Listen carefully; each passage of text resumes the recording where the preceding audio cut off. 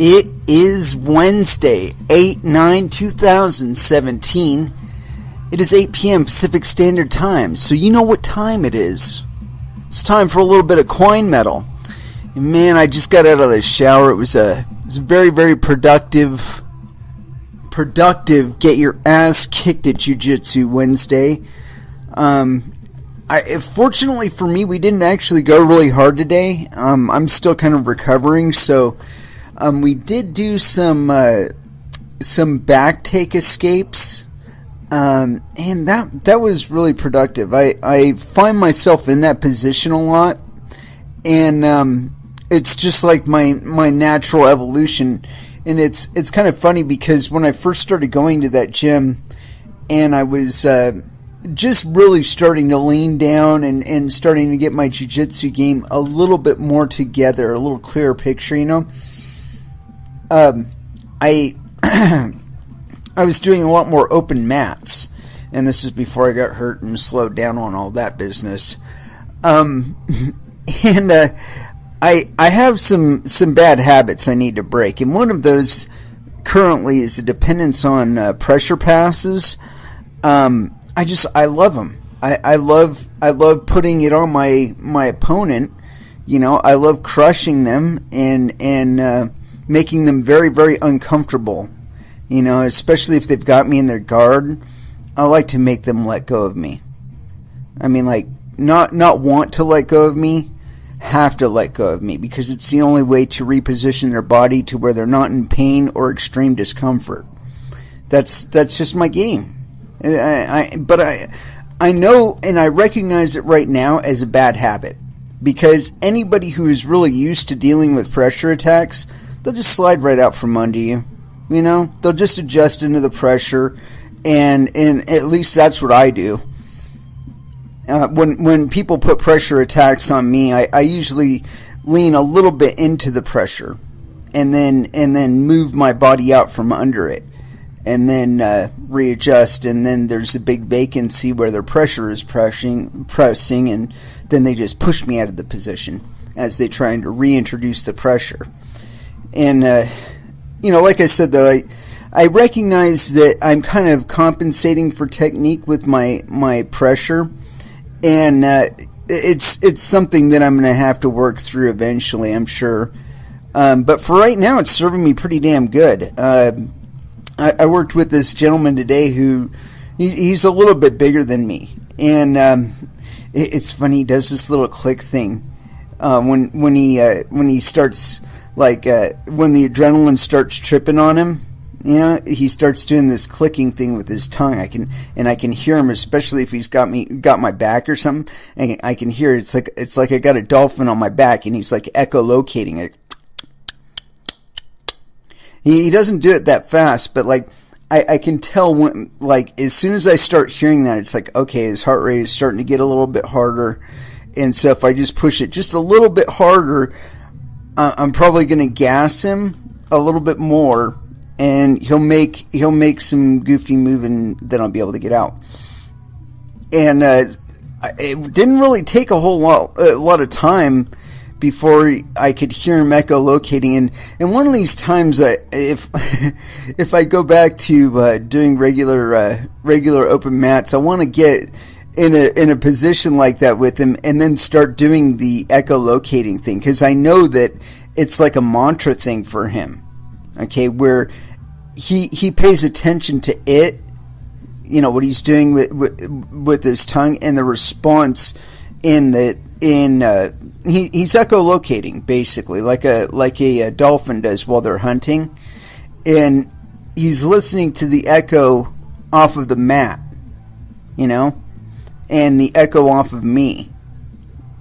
And when he increases his rate, though, I know that he's getting a little bit gassed. But what I'm thinking is that if I do it at a faster rate than he does it, it'll trip off his timing, because he'll start paying attention to my clicking instead of his clicking. Yeah. It's multi-layered chess, people. It is not just a linear game. You got to be thinking at least a step ahead, and so is your opponent. And there's always somebody better than you, so it doesn't matter. I mean, you could have taken the guy out that you just rolled with, and then you get paired with somebody who outranks you or doesn't even outrank you. Sometimes it's somebody from another school that they're letting train there who doesn't bring their belt because they're like a blue or a purple belt or even a brown belt in their native school, and they don't want to disrespect the school by wearing their colors to it, right? So they'll borrow a white belt. And so you get rolling with one of these people, and if you've been rolling for 6 to 12 months, you start to feel the difference between a legitimate white belt and somebody who's carpetbagging a white belt. I mean, we had this guy Robert. He's been training judo for a long time, and I mean traditional judo. His recognition of respect on the mat tells me that he was taking judo from a very traditional school, very disciplined school, and he did it for years, not months, not weeks, years, maybe even a decade or so. He moves like it. And anyway, when I first rolled with him, I'm like, take that fucking white belt off. You got so much on me. It's not even a fair thing to do, man. You're carpetbagging here. But any case, it's happened to me a few times where we've had visitors from other Gracie gyms, and of course I get paired with them, and they're like a purple belt or a brown belt, or I think I've even rolled with a black belt from another school, but those are so rare on the West Coast. But nonetheless, it was a really, really good day. I got a lot out of it. I don't think I hurt my arm too much, although one guy kind of put a little pressure on it, and it felt a little bit stiffer after class than I would have liked. But little ice on it, so on and so forth. Anyway, enough with all that business, because this is not Jiu-Jitsu Radio. This is Coin Metal. And so we will be playing a little bit more off of 0 Days, of course. And we will get into our first dance and our first music break. And then after that, though, we are going to be diving back in to this piece of shit legislation. This, let's see, we're on page 17 out of 70 of, what's HB something or other? Here, let's increase here. Yeah, HB 3364, and we're on page 17 of it. And yeah, we're gonna try and read through to page 70 today. So that's gonna mean minimal music breaks. Of course, I'll try and game it up as usual. That's what I do. And but yeah, like I said, we're gonna be going minimal music breaks. Of course, I'll always have the music going on in the background and shit. So at least I'll have a beat to go by, right? Anyway, let's go ahead and throw down something off of 0 Days. And what exactly to do? I like the whispers. I don't think I played Blood Out of Stone. And that kind of goes with the theme of reading legislation on a live radio show, doesn't it? Blood Out of a Stone. Anyway, so let's go ahead and do that. Blood Out of Stone off of 0 Days by Prong will be our first dance for the evening here on Coin Metal.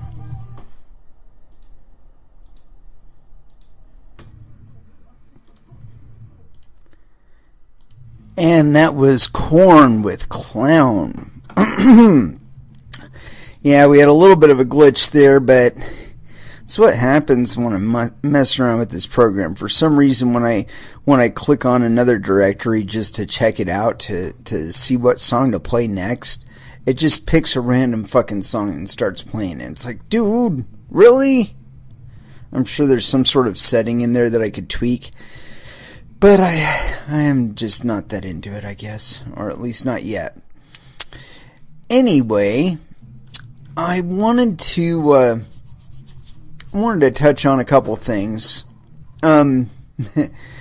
And one of them was something that I came across like right off the bat this morning, and it made me want to call a lot of people a liar, but, I didn't.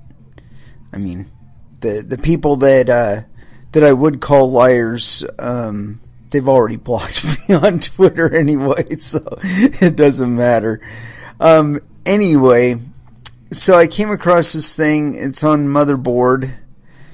Let's see if this is the right thing. Let's get to it here. And, actually, I'm sorry, not Motherboard, the Merkle. TheMerkle.com. And let's see, this is by J.P. Buntix. No indication if J is a male or female from here, so we're just going to say ambiguous. Upcoming Bitcore client will disconnect SegWit 2x nodes automatically. We're not even sure if we're going to get 2x, and the next Bitcoin Core client will bump SegWit 2x nodes automatically. Let's investigate. Bitcoin Core 0.15.0 disconnects SegWit 2 clients. Any radical change made to the Bitcoin Core client is always greeted with a heavy dose of skepticism. This new change, introduced in Bitcoin Core 0.15.0, will not be any different, as it seems to embody a rather radical decision. Automatically disconnecting any network node which runs SegWit 2x fork seems rather unusual. However, such a decision was to be expected sooner or later, as Bitcoin Core supporters have no intention to support a solution introducing 2 megabyte blocks anytime soon, indicating that these people do not want to address the real issue that the Bitcoin network is having and want to introduce their bullshit instead. And so far they're succeeding, because you people just aren't telling them no. Anyway, continuing on. The community seems to be divided on the matter for the time being. Some people feel that the decision makes perfect sense, as nodes running on different forks will not be of any use to one another. The SegWit 2x client is more than capable of dealing with the changes recently introduced to the Bitcoin blockchain, such as rejecting non-SegWit blocks. It seems as if the Bitcoin Core developers want to prevent the November hard fork from introducing any major disruption to the average Bitcoin user, which can be justified. Bullshit! Bullshit! This updated client will be released well ahead of the November fork. Disconnecting segregated witness 2x nodes from the network altogether will create a rather interesting scenario.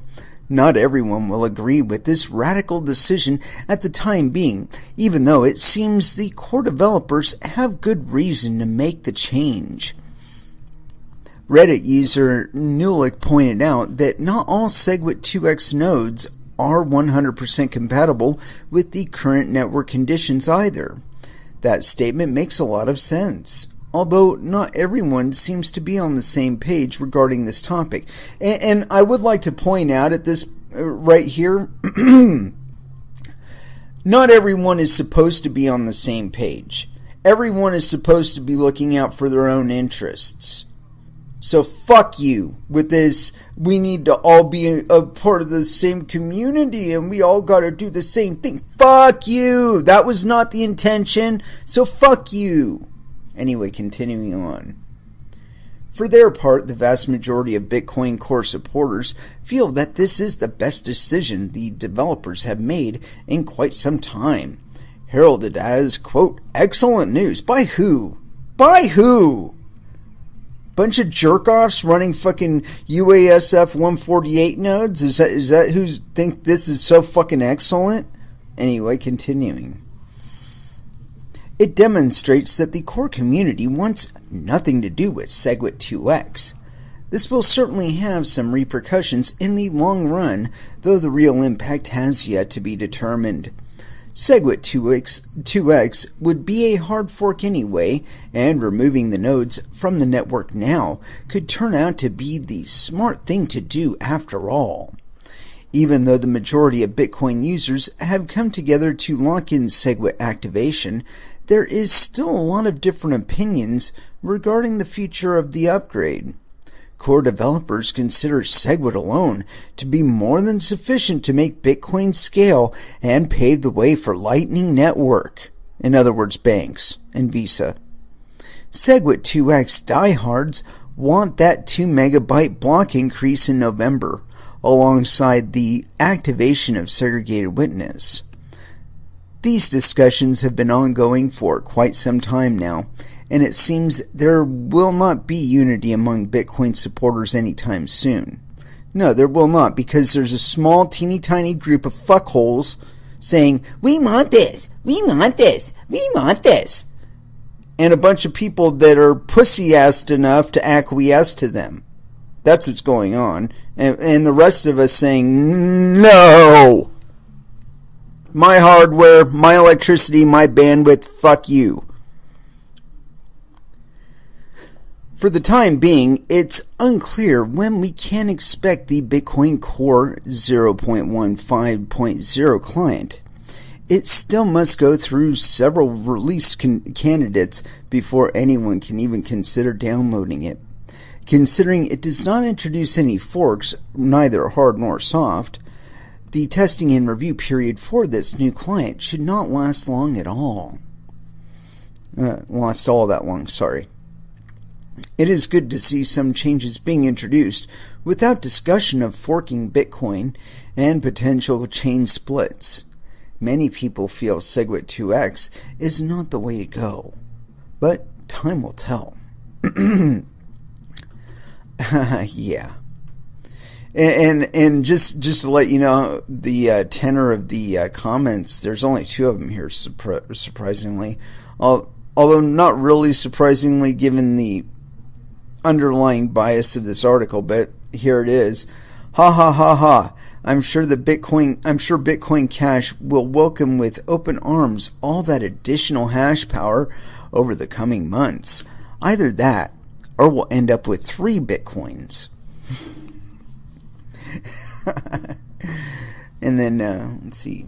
Bitcoin Core supporters have no intention to see a solution. Should be Bitcoin supporters have no intention to support a solution. Yeah. You know, it's not surprising. You know, in all honesty, it is not surprising at all. And there was some question before the SegWit activation bullshit. There was some question as to whether or not Core would actually fulfill on the 2x, and you know, they waffled at the beginning and said they weren't really happy with the idea. But you know what?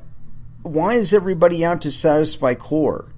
Who the fuck are Core? You know, I can remember a time in Bitcoin history when we were questioning whether or not Core was Core, and who the fuck was Core, and what the fuck it meant to be a quote-unquote Core developer.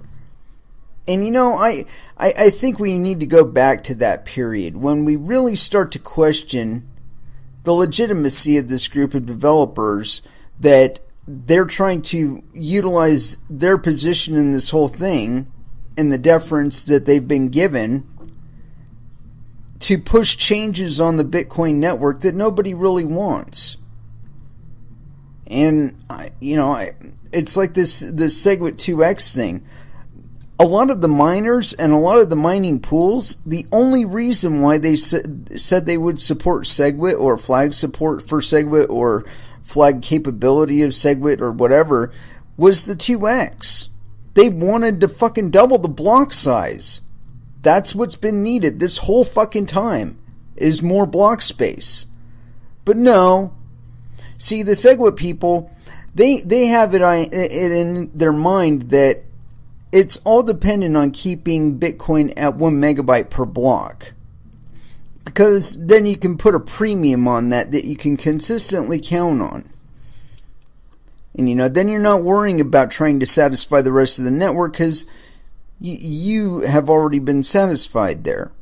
It's like you don't have to worry about satisfying the rest of the network because you can just start up your fucking Lightning node chain and fucking you do one transaction and then you Merkle root off of that or whatever the fuck the process is. And you side chain off of it, and you bounce the value around on your fucking Lightning node network for 1,000 blocks, and then you touch it back down to the Bitcoin network and settle all the transactions on it in one transaction. Well, if you read the materials concerning this, like Lightning Network, they talk about 40,000 transactions per second. Now, there was a reason why we had the limitation of 7 transactions per second, and that's kind of dodgy at sometimes. And I think it averages more around 4 transactions per second. There was a reason for that. It was to make it impossible for banks to make enough fucking money for it to be worth their while to take over the Bitcoin network. This whole fucking Lightning Network overlay, it takes that out. Immutability, you can forget about it because they'll be able to reverse transactions on the Lightning networks. Being able to afford a transaction on the Bitcoin network without using Lightning networks, forget about it because they're going to be transacting on those Lightning networks at a rate of 40,000 transactions per second. And I did the math. Okay, using their metrics of 1,000 blocks, all right, 40,000 transactions per second, 10-minute blocks, all that business. I did the math, and I think it was either $2.4 billion or $24 billion. I would have to go back and do it again, but it was like it was some obscene amount of money for 1,000 blocks worth of time of transactions bouncing back and forth. Just on the transaction fees alone at 1 penny per transaction. If they put the transaction fee at just 1 penny, we're talking about $24 billion for 8 days worth of transactions. So, I mean, really, now, if you think about it, how much do you think somebody that's doing that rate of transactions, that transaction load, how much do you think they're going to be willing to pay for their transaction fees? It's going to be a hell of a lot more than you. I mean, they're going to be looking at those transaction fees, and miners are going to be looking at them and saying, well, I could take the, $2 million that they want to pay me for this transaction, or I could bump it for something else. This coffee transaction over here at Starbucks in fucking Yugoslavia or something. I mean, really, what do you think the miners would select? They would select the $2 million transaction fee. And that's really what they're talking about here, and it'll be back to trust models before long. But in any case, I've wasted enough time on that bullshit. Let's go ahead and get back into this legislation and kill this bad boy.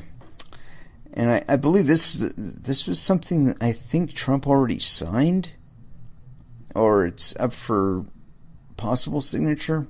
I'm not entirely sure. I think he objected to it, but he signed it anyway like a jerk. I almost said something else, but anyway, we're starting at number 2, exemption. And let me inflate this a little bit, make it a little bigger and more comfy to read, at least for me.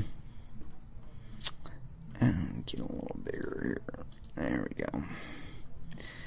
Alright, so page 17, and what the fuck? Okay, there we go. Exemption. The period for congressional review under paragraph 1 of a report required to be submitted under subsection A1 shall be 60 calendar days if the report is submitted on or after July 10th and on or before September 7th in any calendar year. 3. Limitation on actions during initial congressional review period. Notwithstanding any other provision of law during the period for congressional review provided for under paragraph 1 of a report submitted under subsection A1, proposing an action described in subsection A2, including any additional period for such review as applicable under the exemption provided in paragraph 2. The President may not take that action unless a joint resolution of approval with respect to that action is enacted in accordance with subsection C. 4. Limitation on actions during presidential consideration of a joint resolution of disapproval. Notwithstanding any other provision of law, if a joint resolution of disapproval relating to a report submitted under subsection A1 proposing an action described in subsection A2 passes both the House of Congress or both houses of Congress in accordance with subsection C, the President may not take that action for a period of 12 calendar days after the date of passage of the joint resolution of disapproval. 5. Limitation on actions during congressional reconsideration of a joint resolution of disapproval. Notwithstanding any other provision of law, if a joint resolution of disapproval relating to a report submitted under subsection A1 proposing an action described in subsection A2 passes both houses of Congress in accordance with subsection C and the President vetoes the joint resolution, the President may not take that action for a period of 10 calendar days after the date of the President's veto. 6. Effective enactment of a joint resolution of disapproval.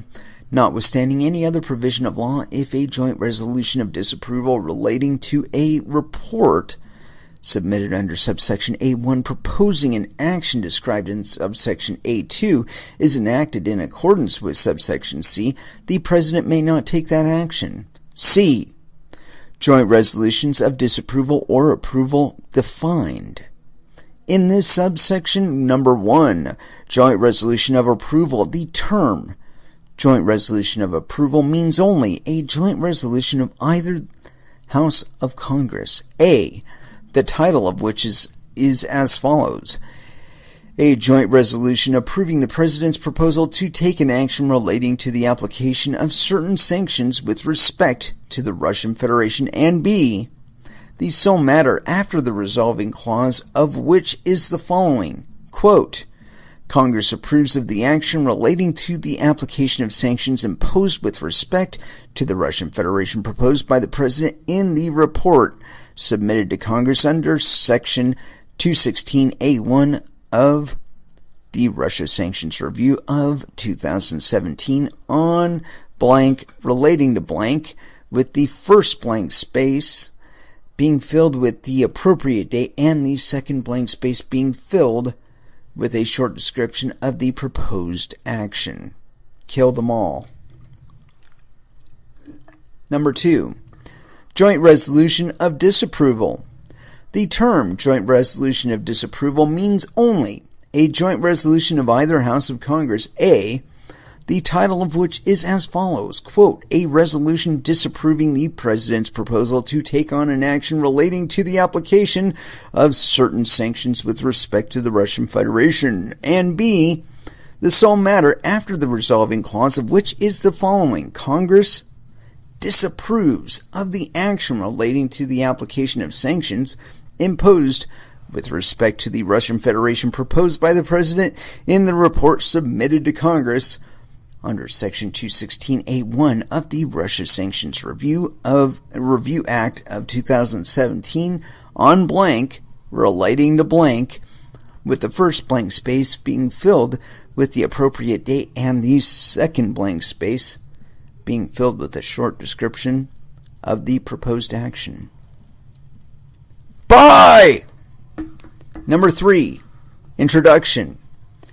During the period of 30 calendar days provided for under subsection B1, including any additional period as applicable under the exemption provided in subsection B2, a joint resolution of approval or a joint resolution of disapproval may be introduced, A, in the House of Representatives by the majority leader or by the minority leader, and B, in the Senate by the majority leader or the majority leader's designee or the minority leader or the minority leader's designee. Number 4. Floor consideration in House of Representatives. If a committee of the House of Representatives to which a joint resolution of approval or a joint resolution of disapproval has been referred has not reported the joint resolution within 10 calendar days after the date of referral, that committee shall be discharged from further consideration of the joint resolution. Number 5. Consideration in the Senate. A. Committee referral. A joint resolution of approval or a joint resolution of disapproval introduced in the Senate shall be 1.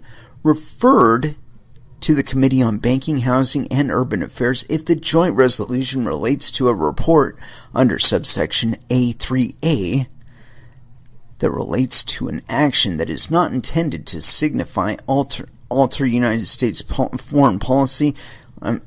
Significantly alter United States foreign policy with regard to the Russian Federation, and B, referred to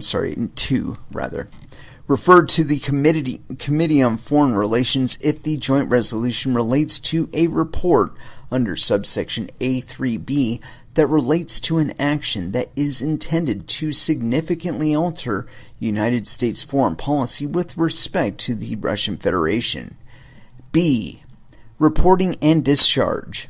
If the committee to which a joint resolution of approval or joint resolution of disapproval was referred has not reported the joint resolution within 10 calendar days after the date of referral of the joint resolution, that committee shall be discharged from further consideration of the joint resolution, and the joint resolution shall be placed on the appropriate calendar. C. Proceeding to consideration. Notwithstanding Rule 12 of the Standing Rules of the Senate, 22 rather, my apologies. It is in order at any time after the Committee on Banking, Housing, and Urban Affairs or the Committee on Foreign Relations, as the case may be, reports a joint resolution of approval or joint resolution of disapproval to the Senate or has been discharged from consideration of such a joint resolution, even though a previous motion to the same consideration of the joint resolution and all points of order against the joint resolution and against consideration of the joint resolution are waived. The motion to proceed is not debatable.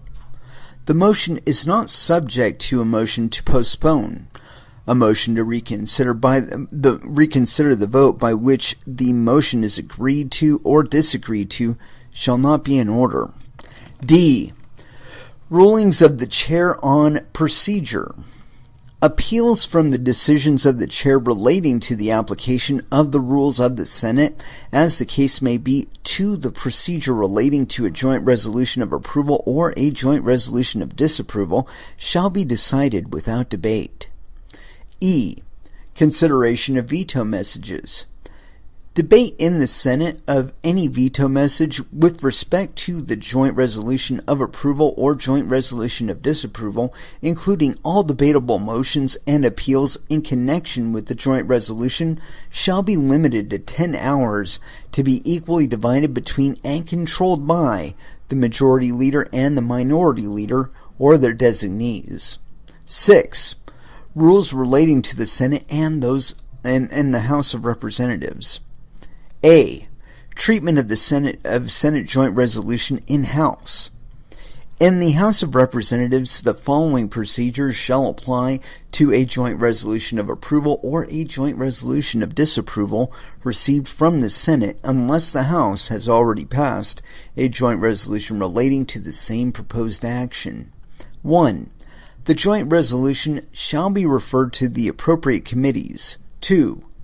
If a committee to which a joint resolution has been referred has not reported the joint resolution within 2 calendar days after the date of referral, that committee shall be discharged from further consideration of the joint resolution. 3.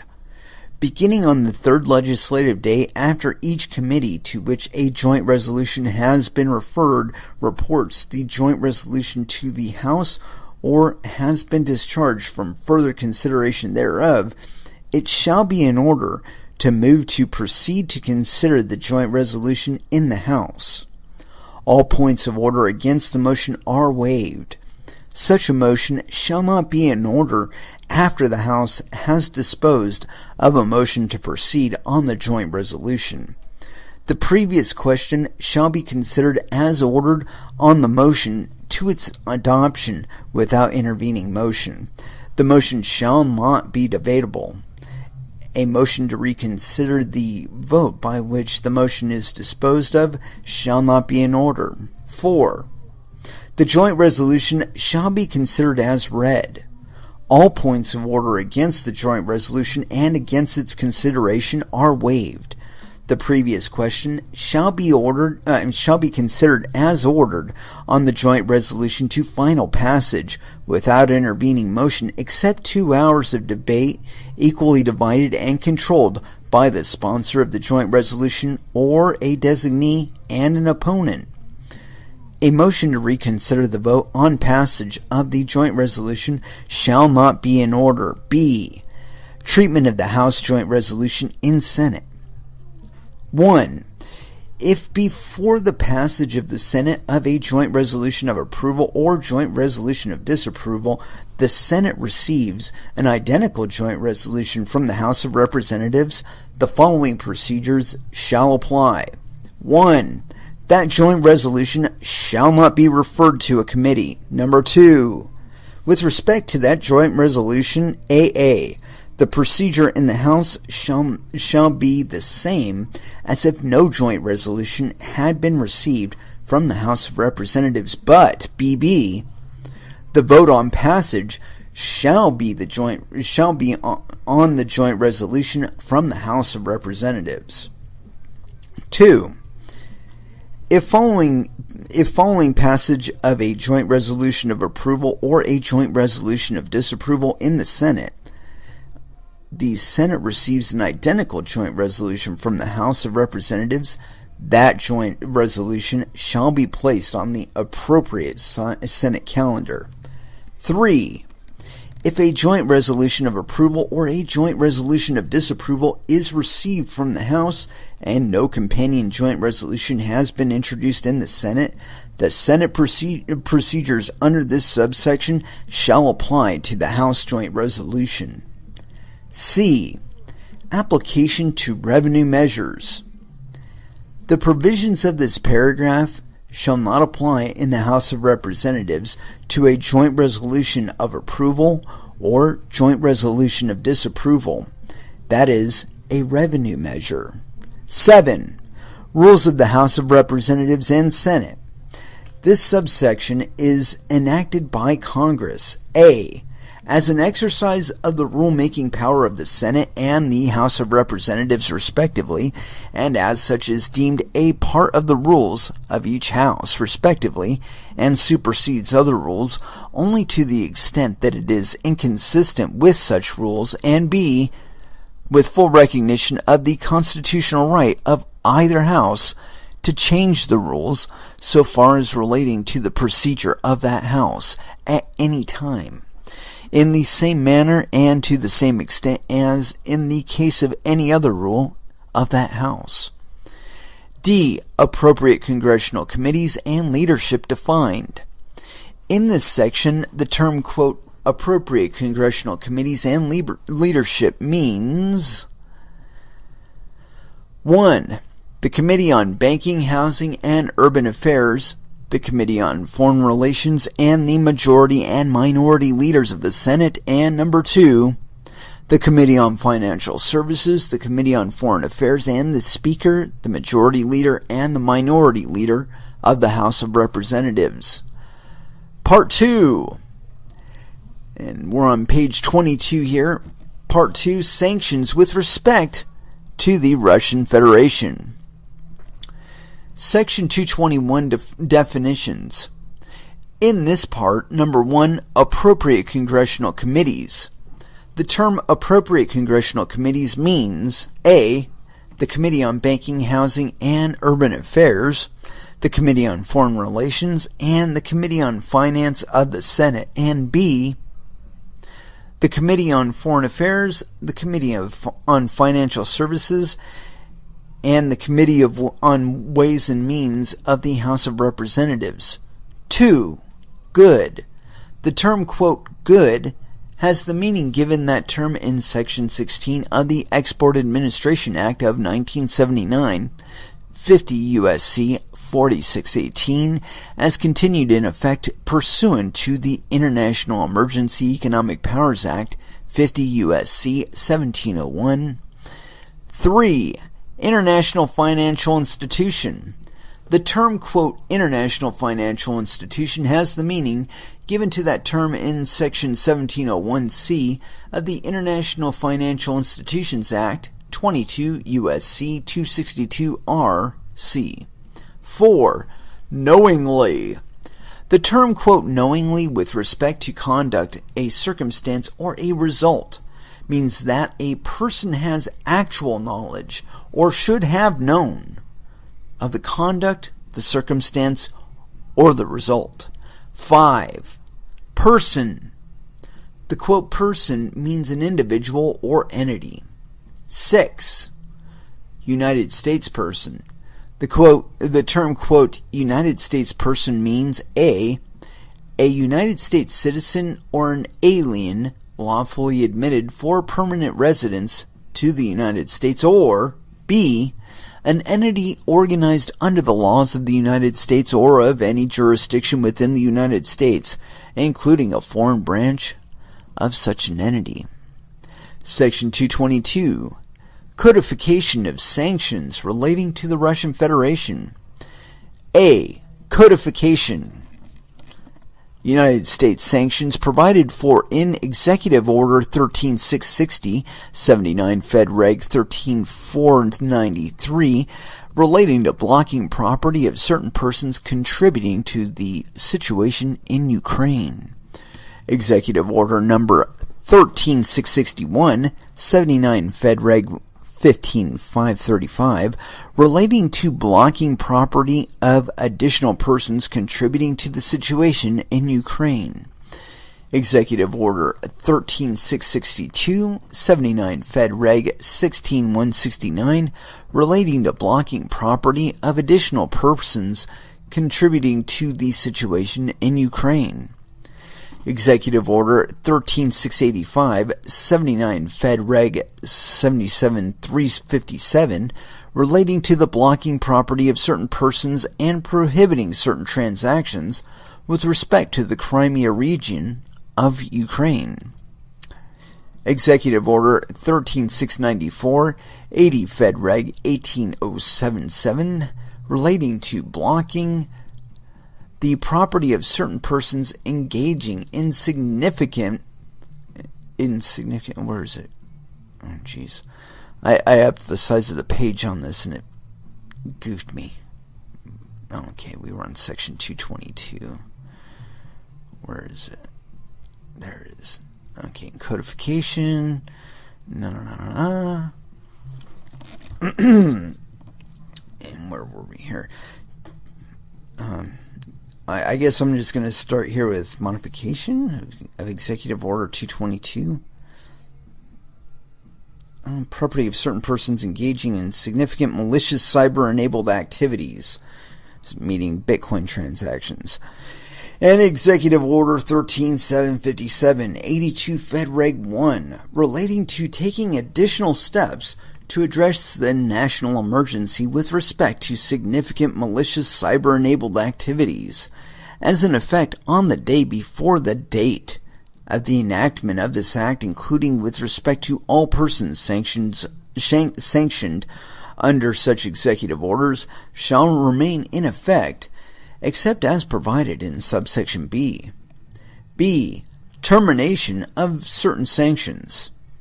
Subject to Section 216, the President may terminate the application of sanctions described in this subsection A that are imposed on a person in connection with activity conducted by the person if the President submits to the appropriate congressional committees a notice that, number one, the person is not engaging in the activity that was the basis for the sanctions or has taken significant verifiable steps towards stopping the activity, and number two, the President has received reliable assurances that the person will not knowingly engage in activity subject to sanctions described in subsection A in the future. C. Application of new cyber sanctions.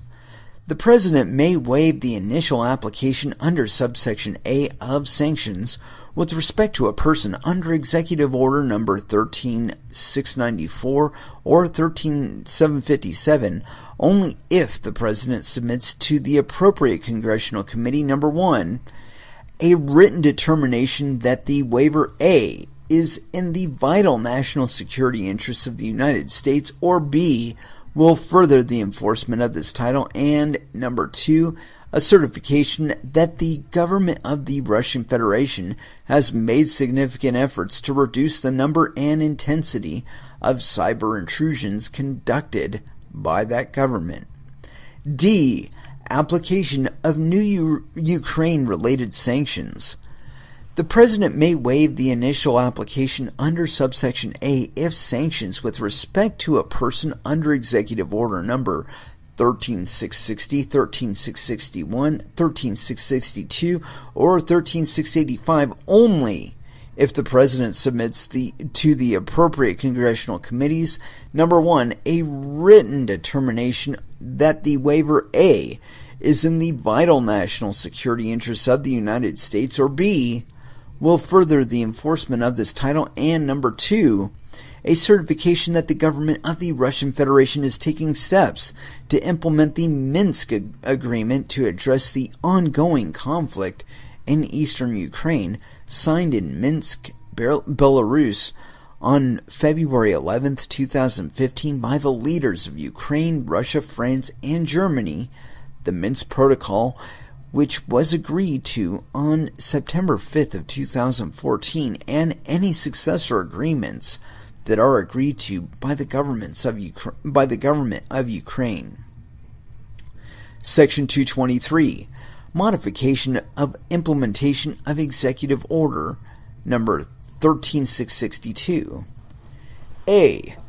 Determination that certain entities are subject to sanction. The Secretary of the Treasury may determine that a person meets one or more of the criteria in Section 1A of the Executive Order number 13662 if that person is a state-owned entity operating in the railway or metals and mining sector of the economy of the Russian Federation. B. Modification of Directive 1 with respect to the financial services sector of the Russian Federation economy. Not later than 60 days after the date of the enactment of this act, the Secretary of the Treasury shall modify Directive 1 as amended, dated September 12, 2014, issued by Office of Foreign Assets Control under Executive Order 13662, or any successor directive, which shall be effective beginning on the date that is 60 days after the date of such modification, to ensure that the directive prohibits the conduct by United States persons or persons within the United States of all transactions in provision of financing for and other dealings in new debt of longer than 14 days maturity or new equity of persons determined to be subject to the directive, their property or their interests in property. C. Modifications of Directive 2 with respect to the energy sector of the Russian Federation economy. Not later than 60 days after the date of the enactment of this act, the Secretary of the Treasury shall modify Directive 2 as amended, dated September 12, 2014, issued by the Office of Foreign Assets Control under Executive Order Number 13662, or any successor directive, which shall be effective beginning on the date, that is 60 days after the date of such modification, to ensure that the directive prohibits the conduct by United States persons or persons within the United States of all transactions in provision of financing for and other dealings in new debt longer than 60 days maturity of persons determined to be subject to the directive, their property, or their interests in property.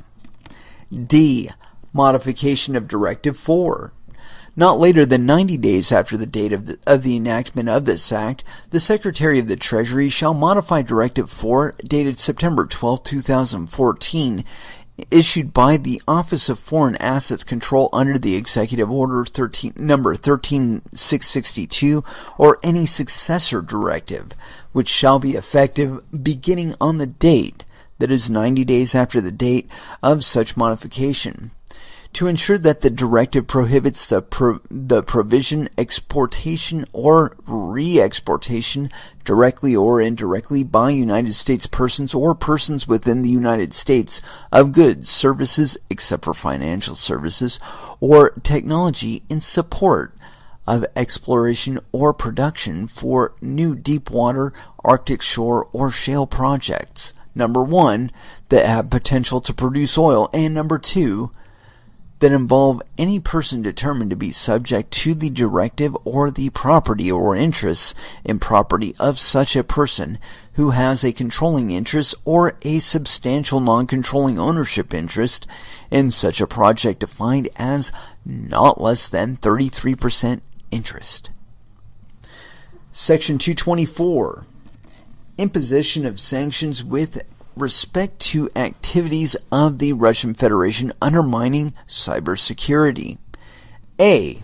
In general, on and after the date, that is 60 days after the date of the enactment of this act, the President shall, number 1, impose the sanctions described in subsection B with respect to any person that the President determines A. knowingly engages in significant activities undermining cybersecurity against any person, including democratic institution or government, on behalf of the government of the Russian Federation, or B. is owned, controlled by, or acts or purports to act for or on behalf of, directly or indirectly, a person described in subparagraph A. Number 2. Impose 5 or more of these sanctions described in Section 235 with respect to any person that the President determines knowingly, materially assists, sponsors, or provides financial, material, or technological support for, or goods or services, except financial services, in support of any activity described in paragraph 1A, and 3. Impose any 3 or more of the sanctions described in Section 4C of the Ukraine Freedom Support Act of 2014, 22 U.S.C. 8923C, with respect to any person that the President determines knowingly provides financial services in support of an activity described in paragraph 1A. B. Sanctions described. The sanctions described in this subsection are the following. Number 1. Asset blocking. The exercise of all powers granted to the President by the International Emergency Economic Powers Act, 50 U.S.C. 1701, to the extent necessary to block and prohibit all transactions in all property and interests in property of a person determined by the President to be subject to subsection A1 if such property and interests in property are in the United States, come within the United States, or come within the possession or control of a United States person. Number 2, exclusion from the United States and revocation of visa or other documentation. This ought to be fun. And where did I put it? And every time I bump the size up on this, which I actually needed to do, it goofs me on the page. Oh, let's see here. Imposition of sanctions related. Oh no, we haven't gotten that far yet. Let's see. We did asset blocking, didn't? Oh no, we did exclusion. There we go. Okay, exclusion from the United States and revocation of visa or other documentation. In the case of an alien determined by the President to be subject to subsection A1, denial of a visa to and exclusion from the United States of the alien and revocation in accordance with subsection 221(1) of the Immigration and Nationality Act, 8 U.S.C. 1201, of any visas or other documentation of the alien. C. Application of new cyber sanctions. The President may waive the initial application under subsection A of sanctions with respect to a person only if the President submits to the appropriate congressional committees, number 1, a written determination that the waiver A is in the vital national security interests of the United States, or B, will further the enforcement of this title, and number 2, a certification that the government of the Russian Federation has made significant efforts to reduce the number and intensity of cyber intrusions conducted by that government. D.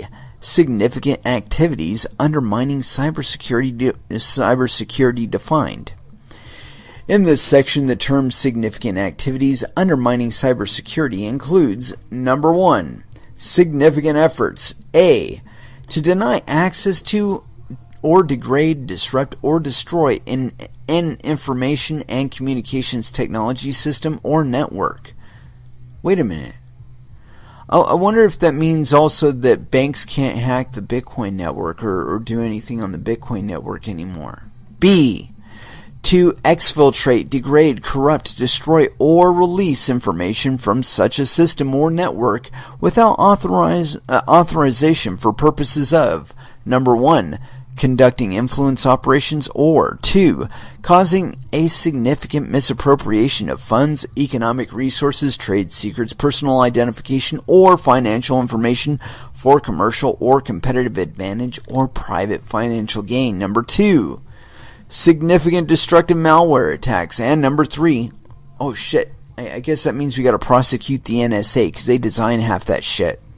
And number 3, significant denial of service activities.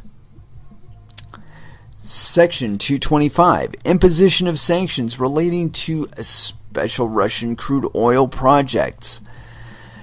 Section 4B1 of the Ukraine Freedom Support Act of 2014, 22 U.S.C. 8923B1 is amended by striking, quote, on and after the date, that is 45 days after the date of the enactment of this act, the President may impose, and inserting, quote, on and after the date, that is 30 days after the date of the enactment of the Countering Russian Influence in Europe and Eurasia Act of 2017, the President shall impose unless the President determines that it is not in the national interest of the United States to do so.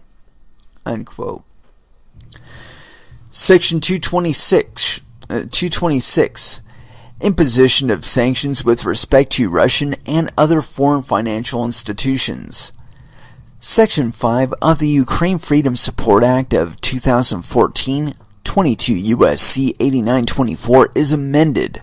Number 1, in subsection A, by striking, quote, may impose, and inserting shall impose unless President determines that it is not in the national interests of the United States to do so, and B, by striking, quote, on or after the date of the enactment of this act and inserting on or before the date of the enactment of the Countering Russian Influence in Europe and Eurasia Act of 2017, and number 2, in subsection B, A, by striking, quote, may impose and inserting shall impose unless the President determines that it is not in the national interests of the United States to do so, and B, by striking, quote, on or after the date that is 180 days after the date of the enactment of this act and inserting on or after the date that is 30 days after the date of the enactment of the Countering Russian Influence in Europe and Eurasia Act of 2017. And we're on page 26. We're actually making pretty good progress here. And we got just under 2 hours to go, so I think we might actually get there. But I do want to take a minor break, a little smoke break, little wet the whistle kind of thing. But we are on page 26, near the bottom of the page at section 227, mandatory imposition of sanctions with respect to significant corruption in the Russian Federation. And so that will be our comeback point. And as far as what to play, I am definitely feeling the need to play something off of 0 Days, because it's new. I love it. And the album so far, I gotta tell you, it's definitely some of Tommy's better work. Let's see. Played most of these.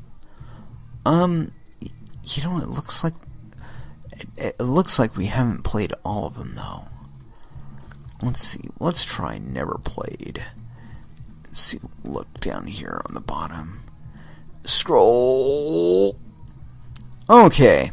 Here we go. We actually have it. We have one that I've wanted to play. Actually, I want to play the whole thing, but I like to space it out just a little bit so you guys don't get all saturated with it. And this one is Compulsive Future Projection, and here on Coin Metal.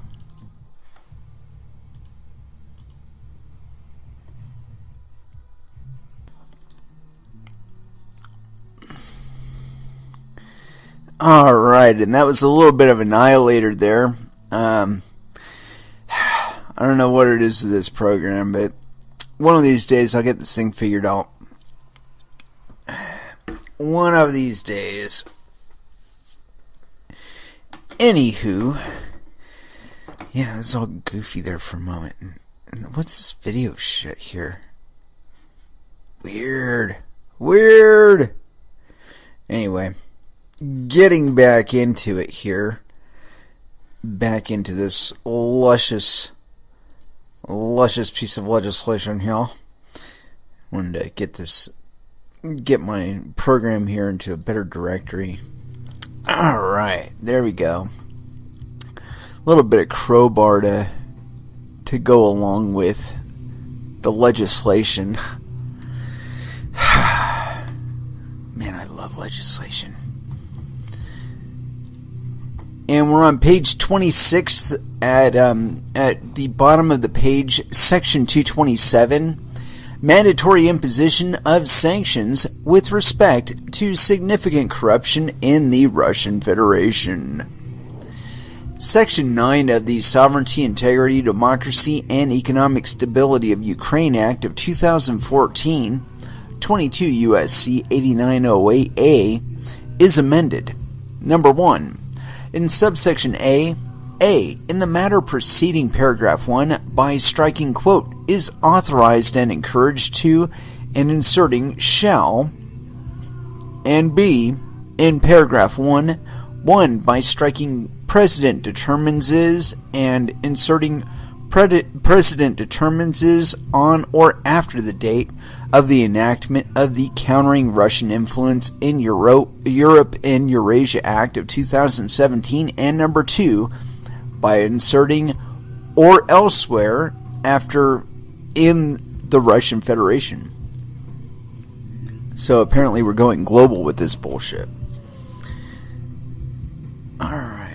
here we go. 2. By redesignating subsection D as subsection E. Number 3. In subsection C by striking, quote, the President and inserting, quote, except as provided in subsection D, the President, and 4. By inserting after subsection C the following. D. Application of new sanctions.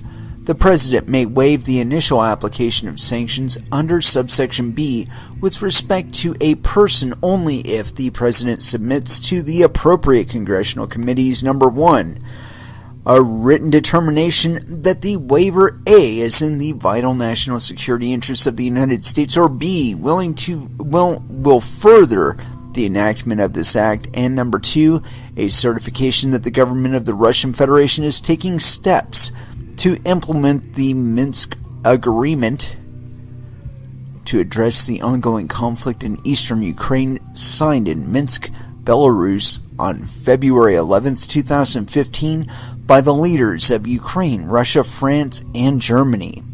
The Minsk Protocol, which was agreed to on September 5, 2014, and any successor agreements that are agreed to by the government of Ukraine.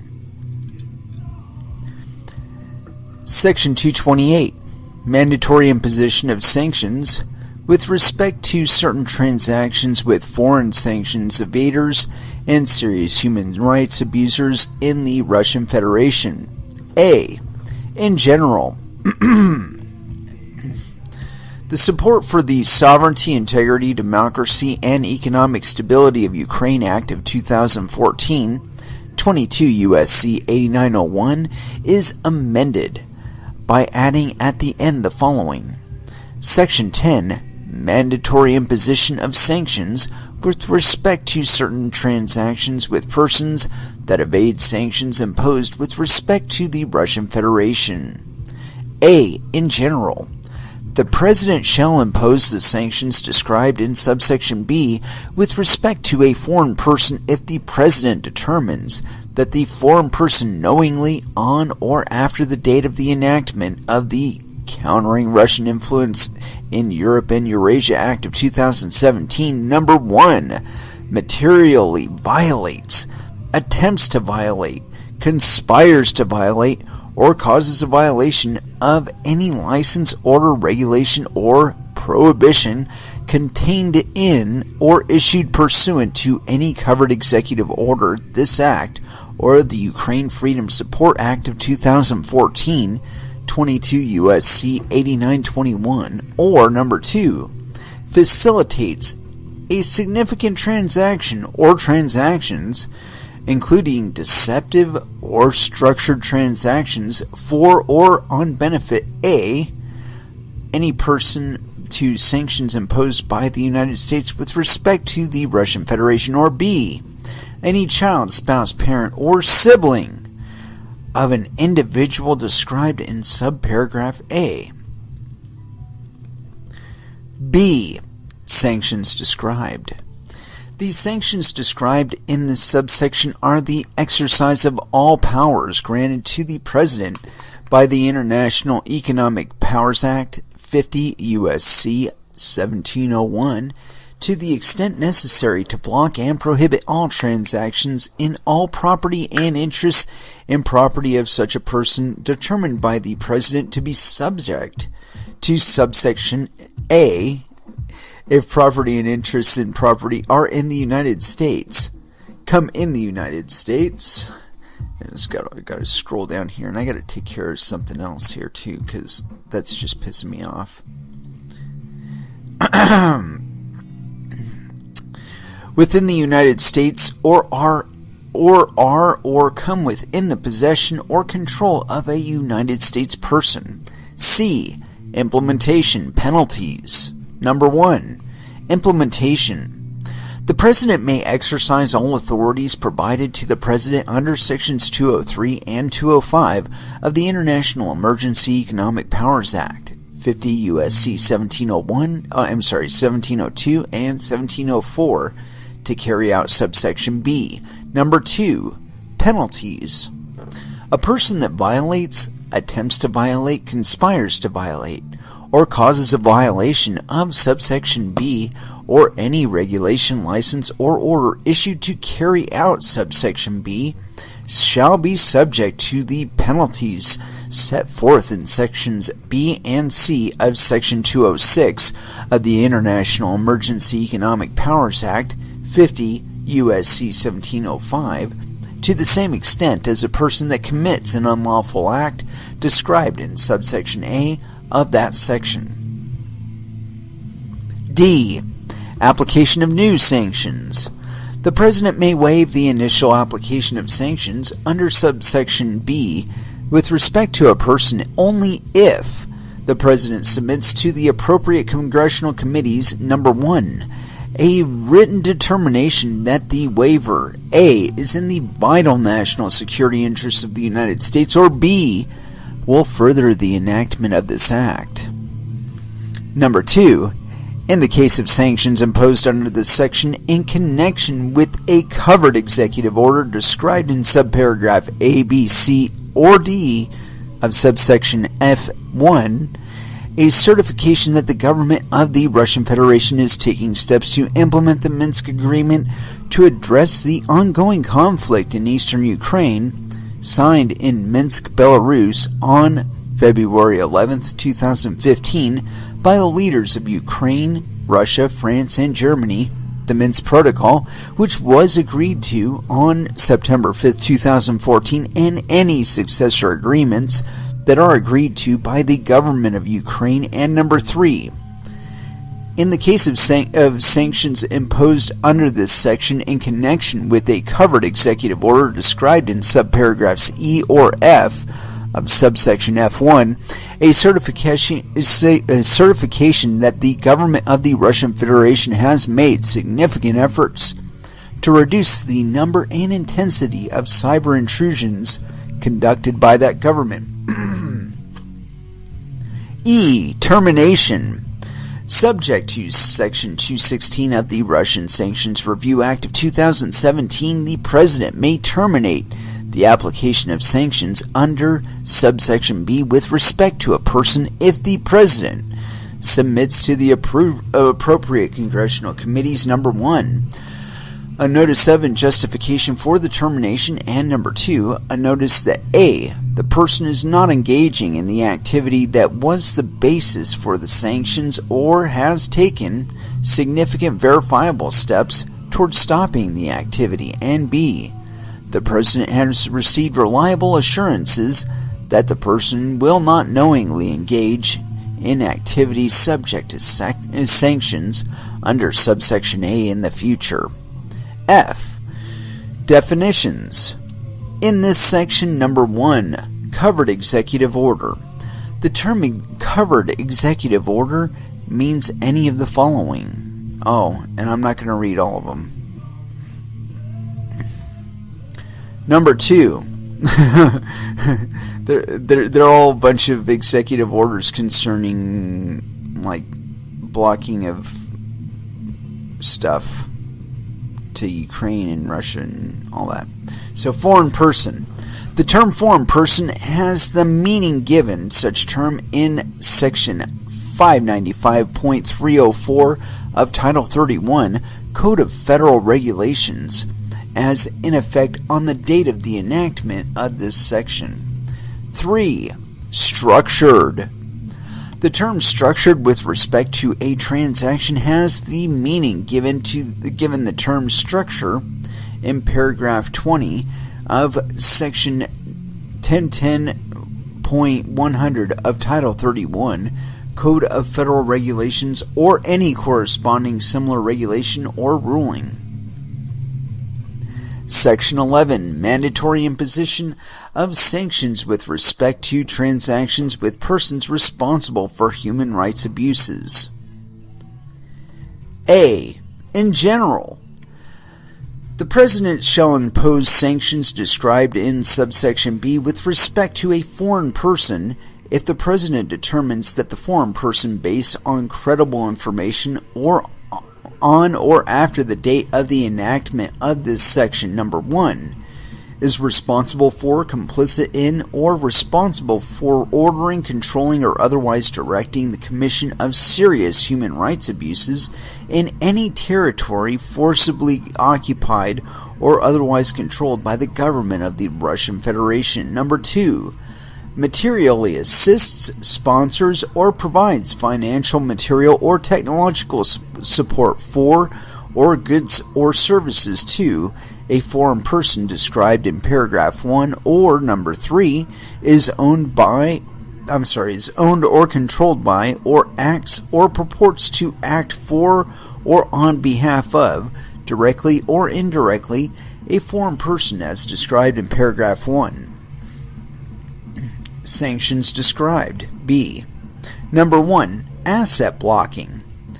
The exercise of all powers granted to the President by the International Emergency Economic Powers Act, 50 U.S.C. 1701, to the extent necessary to block and prohibit all transactions in all property and interests in property of a person determined by the President to be subject to subsection A if such property and interests in property are in the United States, come within the United States, or are or come within the possession or control of a United States person.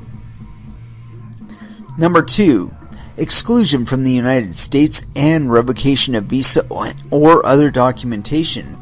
In the case of an alien determined by the President to be subject to subsection A, denial of a visa to and exclusion from the United States of the alien, and revocation in accordance with section 221.1, the Immigration and Nationality Act, 8 U.S.C. 1201.1, of any visa or other documentation of the alien.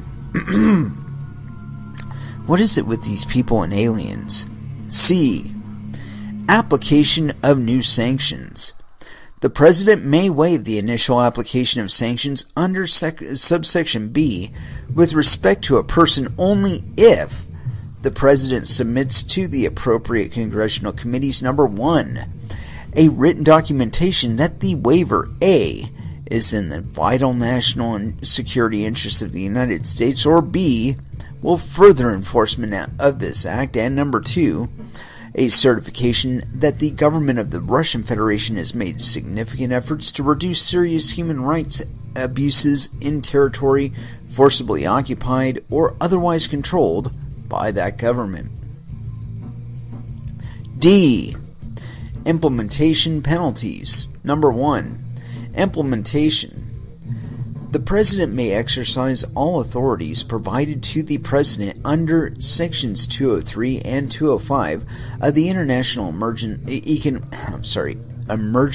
Economic Powers Act, 50 U.S.C. 1702 and 1704, to carry out subsection B1. Number 2. Penalties.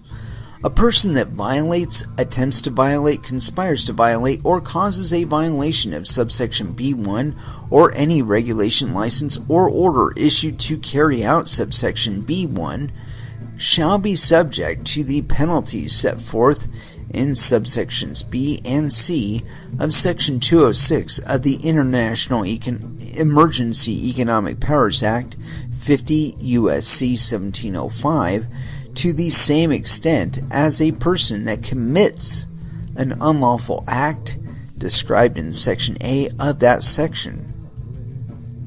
E. Termination.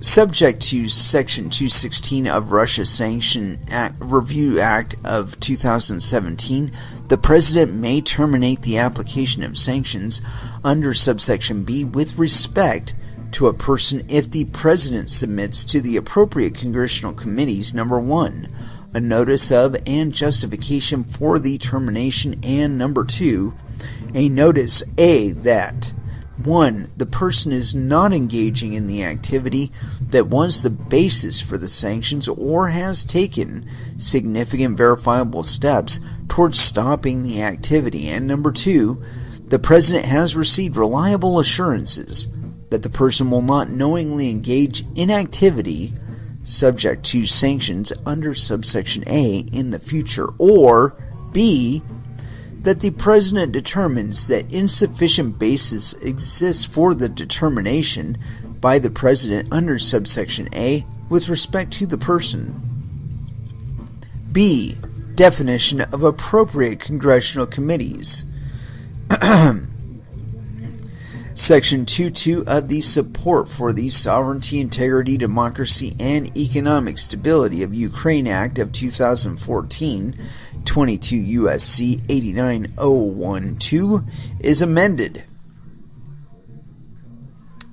1. In subparagraph A, by inserting the Committee on Banking, Housing, and Urban Affairs before, quote, the Committee on Foreign Relations, and number 2, in subparagraph B, by inserting the, quote, the Committee on Financial Services before the Committee on Foreign Affairs. Section 229. Notifications to Congress under Ukraine Freedom Support Act of 2014. Sanctions relating to defense and emergency sectors of the Russian Federation. Section 4 of the Ukraine Freedom Support Act of 2014, 22 U.S.C. 8923, is amended. Number 1. By redesignating subsections G and H as subsections H and I, respectively. Number 2. By inserting after subsection F the following: G. Notifications and certifications to Congress. Number 1. Imposition of sanctions. The President shall notify the appropriate congressional committees in writing not later than 15 days after imposing sanctions with respect to a foreign person under subsection A or B. Number 2. Termination of sanctions with respect to Russian producers, transferors, or brokers of defense articles. Subject to Section 216 of the Russian Sanctions Review Act of 2017, the President may terminate the imposition of sanctions under subsection A2 with respect to a foreign person if the President submits to the appropriate congressional committees A. a notice of justification for the termination, and B. a notice that 1. the foreign person is not engaging in the activity that was the basis for the sanctions or has taken significant verifiable steps towards stopping the activity, and number 2.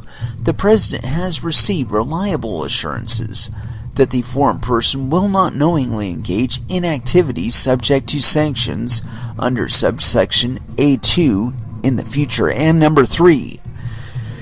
In subparagraph B2 of subsection A3 by striking subsection H and inserting subsection I. B. Sanctions on Russia and other foreign financial institutions. Section 5 of the Ukraine Freedom Support Act of 2014, 22 U.S.C. 8924, is amended. Number 1, by redesignating subsections E and F as subsections F and G respectively. 2, by inserting after subsection D the following: E. Notification to Congress on imposition of sanctions. The President shall notify the appropriate congressional committees in writing not later than 15 days after imposing sanctions with respect to a foreign financial institution under subsection A or B, and 3, in subsection G as redesignated by paragraph 1 by striking section 4B and inserting section 4I. I'm sorry, that was section 4H and inserting section 4I. Section 230. Standards for termination of certain sanctions with respect to Russian Federation. A. Sanctions relating to undermining the peace, security, stability, sovereignty, or territorial integrity of Ukraine. Section 8 of the Sovereignty, Integrity, Democracy, and Economic Stability of Ukraine Act of 2014, 22 U.S.C. 8907 is amended. Number 1, by redesignating subsection D as subsection E, and number 2, by inserting after subsection C the following. D. Termination. Subject to Section 216 of the Russian Sanctions Review Act of 2017, the President may terminate the application of sanctions under subsection B with respect to a person if the President submits to the appropriate congressional committees a notice that, number 1, the person is not engaged in the activity that was the basis for the sanctions or has taken significant verifiable steps towards stopping the activity, and number 2, the President has received reliable assurances that the person will not knowingly engage in activity subject to sanctions under subsection A in the future. I promise I'll never do it again. B. Sanctions relating to corruption. Section 9 of the Sovereignty, Integrity, Democracy, and Economic Stability of the Ukraine Act of 2014, 22 U.S.C. 8908, is amended. Number 1, by redesignating subsection D as subsection E, and number 2, by inserting after subsection C the following. D. Termination. Subject to Section 216 of the Russian Sanctions Review Act of 2017, the President may terminate the application of sanctions under subsection B with respect to a person if the President submits to the appropriate congressional committees a notice that, number 1, the person is not engaging in the activity that was the basis for the sanctions or has taken significant verifiable steps towards stopping the activity, and number 2, the President has received reliable assurances that the person will not knowingly engage in activity subject to sanctions under subsection A in the future. Section 231. Imposition of sanctions with respect to persons engaging in transactions with the intelligence or defense sectors of the government of the Russian Federation. A. In general, on and after the date that is 180 days after the date of the enactment of this act, the President shall impose 5 or more of these sanctions described in Section 235 with respect to a person the President determines knowingly on or after such a date of enactment engages in a significant transaction with a person that is part of or operates for or on behalf of the defense or intelligence sectors of the government of the Russian Federation, including main intelligence agency of the General Staff of the Armed Forces of the Russian Federation or the Federal Security Service of the Russian Federation. B. Application of new sanctions. The President may waive the initial application of sanctions under subsection A with respect to a person only if the President submits to the appropriate congressional committees, number 1, a written determination that the waiver, A, is in the vital national security interests of the United States, or B, will further the enforcement of this title, and number 2, a certification that the government of the Russian Federation has made significant efforts to reduce the number and intensity of cyber intrusions conducted by that government. C. Delay of imposition of sanctions. The President may delay the imposition of sanctions under subsection A with respect to a person if the President certifies to the appropriate congressional committees not less frequently than every 180 days, while the delay is in effect, that the person is substantially reducing the number of significant transactions described in subsection A in which that person engages. D. Requirement to issue guidance. Not later than 60 days after the date of the enactment of this act, the President shall issue regulations or other guidance to specify the persons that are part of or operate for on behalf of the defense and intelligence sectors of the government of the Russian Federation. I think that's a little bit much to ask of the president, don't you think? E. Penalties.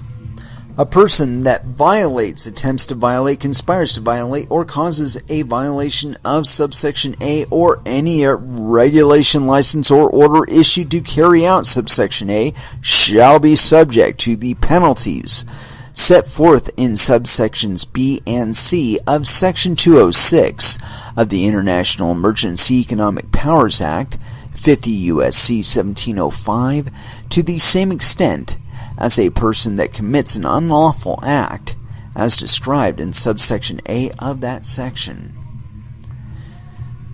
Section 232. Sanctions with respect to the development of pipelines in the Russian Federation. A.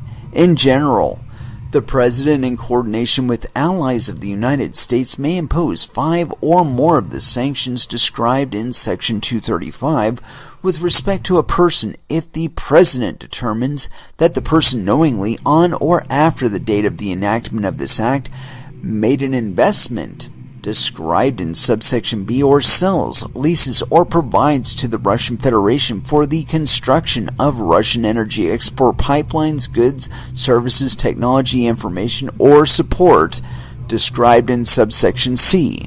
1. Any of which has a fair market value of $1 million or more, or number 2, that during a 12-month period have an aggregate fair market value of $5 million or more. B. Investment described. An investment described in this subsection is an investment that directly and significantly contributes to the enhancement of the ability of the Russian Federation to construct energy export pipelines. C. Goods, services, technology, information, or support described. Goods, services, technology, information, or support described in this subsection are goods, services, technology, information, or support that could directly and significantly facilitate the maintenance or expansion of the construction, modernization, or repair of energy export pipelines by the Russian Federation. Section 233. Sanctions with respect to investment or in or facilitation of privatization of state-owned assets by the Russian Federation. In general, the President shall impose 5 or more of the sanctions described in Section 235 if the President determines that a person with actual knowledge on or after the date of the enactment of this act makes an investment of $10 million or more, or any combination of investments of not less than $1 million each, which in the aggregate equals or exceeds $10 million in any 12-month period, or facilitates such an investment if the investment directly and significantly contributes to the ability of the Russian Federation to privatize state-owned assets in a manner that unjustly benefits, number 1, officials of the government of the Russian Federation, or number 2, close associates or family members of those officials. B. Application of new sanctions.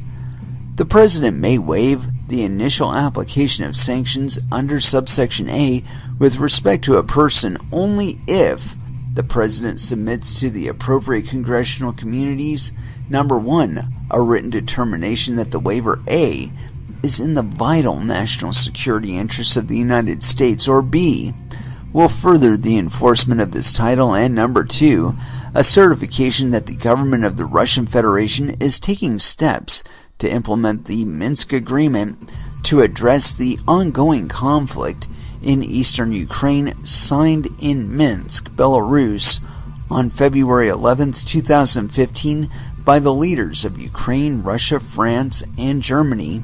The Minsk Protocol, which was agreed to on September 5, 2014, and any successor agreements that are agreed to by the government of Ukraine. And I just want to pause there for just one moment. Think about this. Vitalk Buterin has been rubbing elbows with Vladimir Putin. I mean, am I missing something, or would like every ICO that has anything to do with anything in Russia, like, I don't know, Bancor, might be some sort of facilitation of the expansion of the economy or privatization of assets for the Russian Federation? So I think they're talking about Vitalk here. I could be mistaken on that, but it seems to fit the bill pretty damn good.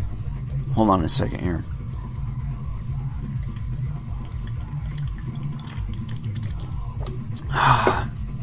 Needed a sip of a drink there.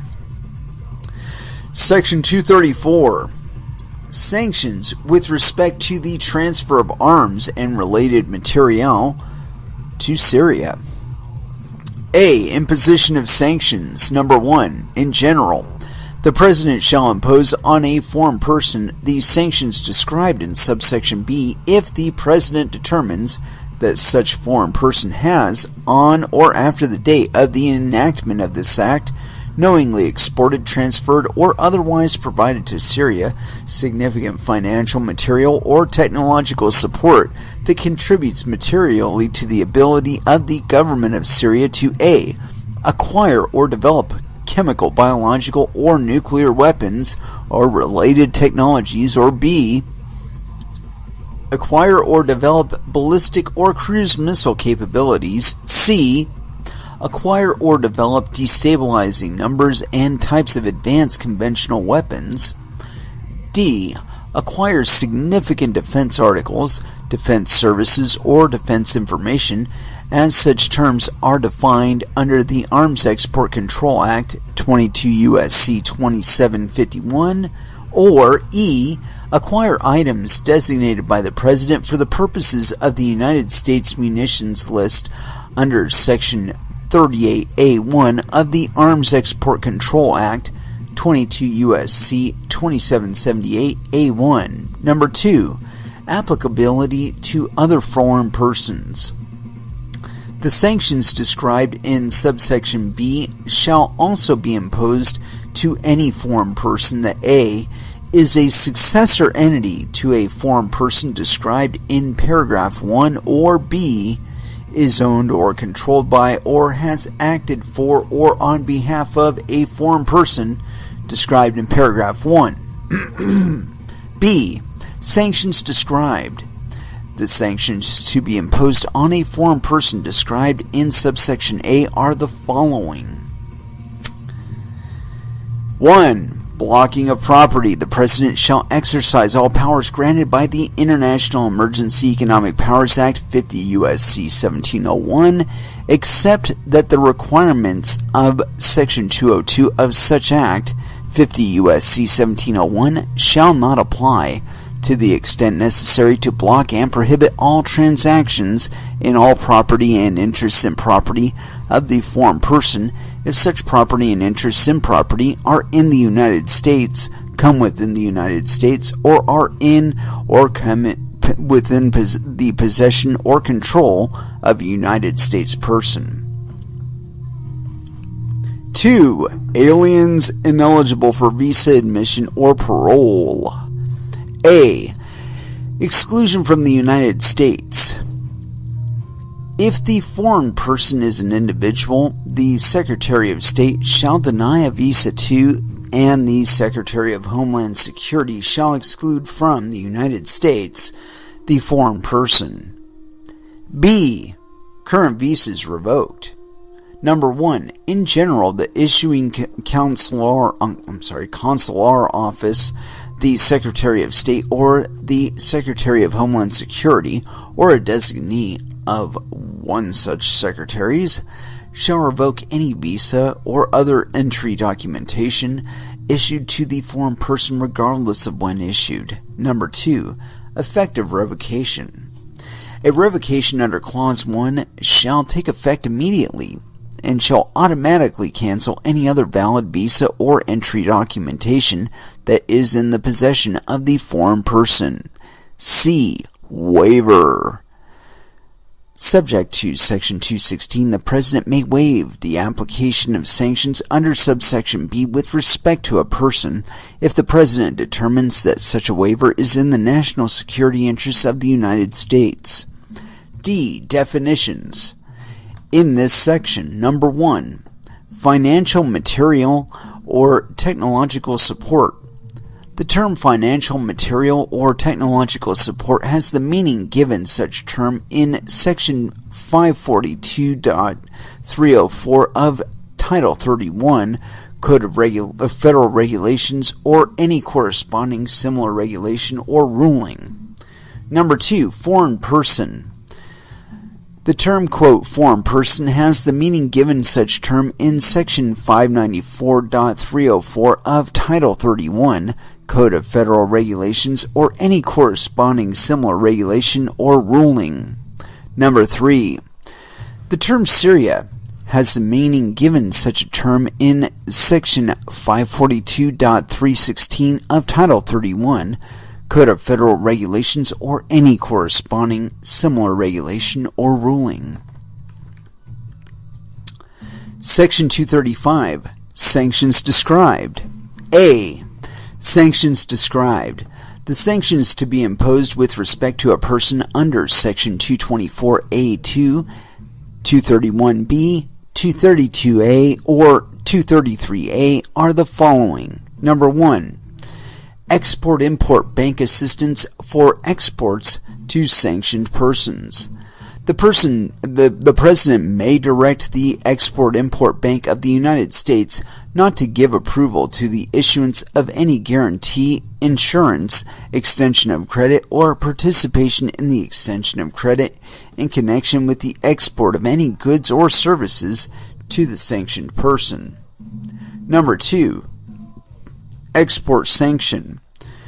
The President may order the United States government not to issue any specific license and not to grant any other specific permission or authority to export any goods or technology to the sanctioned person under A. the Export Administration Act of 1979, 50 U.S.C. 4601, as continued in effect pursuant to International Emergency Economic Powers Act 50-1701. B. The Arms Export Control Act 22 U.S.C. 2751. C. The Atomic Energy Act of 1954, 42 U.S.C. 2011. Or D. Any other statute that requires prior review and approval of the United States government as a condition for export or re-export of goods or services. 3. Loans from United States financial institutions. The President may prohibit any United States financial institution from making loans or providing credit to the sanctioned person totaling more than $10 million in any 12-month period unless the person is engaging in activities that relieve human suffering and the loans or credits are provided for such activities. 4. Loans from international financial institutions. The President may direct the United States Executive Director to each international financial institution to use the voice and vote of the United States to oppose any loan from the international financial institution that would benefit the sanctioned person. 5. Prohibitions on financial institutions. The following prohibitions may be imposed against the sanctioned person if that person is a financial institution. A. Prohibition on designation as primary dealer. Neither the Board of Governors of the Federal Reserve System nor the Federal Reserve Bank of New York may designate or permit the continuation of any prior designation of the financial institution as a primary dealer in the United States government debt instruments. B. Prohibition on service as a repository of government funds. The financial institution may not serve as agent of the United States government or serve as a repository for United States government funds. The imposition of either sanction under subparagraph A or B shall be treated as one sanction for purposes of subsection B, and the imposition of both such sanctions shall be treated as two sanctions for purposes of subsection B. 6. Procurement sanction. The United States government may not procure or enter into any contract for the procurement of any goods or services from the sanctioned person. 7. Foreign exchange. The President may, pursuant to such regulations as the President may prescribe, prohibit any sanctions in foreign exchange. Prohibit any transactions in foreign exchange that are subject to the jurisdiction of the United States and in which the sanctioned person has any interest. 8. Banking transactions. The President may, pursuant to such regulations as the President may prescribe, prohibit any transactions of credit or payments between financial institutions or by, through, or to any financial institution to the extent that such transfers or payments are subject to the jurisdiction of the United States and involve any interest of the sanctioned person. 9. Property transactions. The President may, pursuant to such regulations as the President may prescribe, prohibit any person from A. Acquiring, holding, withholding, using, transferring, withdrawing, transporting, importing, or exporting any property that is subject to the jurisdiction of the United States and with respect to which the sanctioned person has any interest. B. Dealing in or exercising any right, power, or privilege with respect to such property, or C. Conducting any transaction involving such property. 10. Ban on investment in equity or debt of sanctioned person. The President may, pursuant to such regulations or guidelines as the President may prescribe, prohibit any United States person from investing in or purchasing significant amounts of equity or debt instruments of the sanctioned person. 11. Exclusion of corporate officers. The President may direct the Secretary of State to deny a visa to and the Secretary of Homeland Security to exclude from the United States any alien that the President determines is a corporate officer or principal of or a shareholder with a controlling interest in the sanctioned person. 12. Sanctions on principal executive officers. The President may impose on the principal executive officer or officers of the sanctioned person or on persons performing similar functions with similar authorities such as officer or officers of the any of the sanctions under the subsection. B. Sanctioned person defined. In this section, the term sanctioned person means a person subject to sanctions under Section 224A2, 231B, 232A, or 233A. 236. Exemptions, waiver, and termination. A.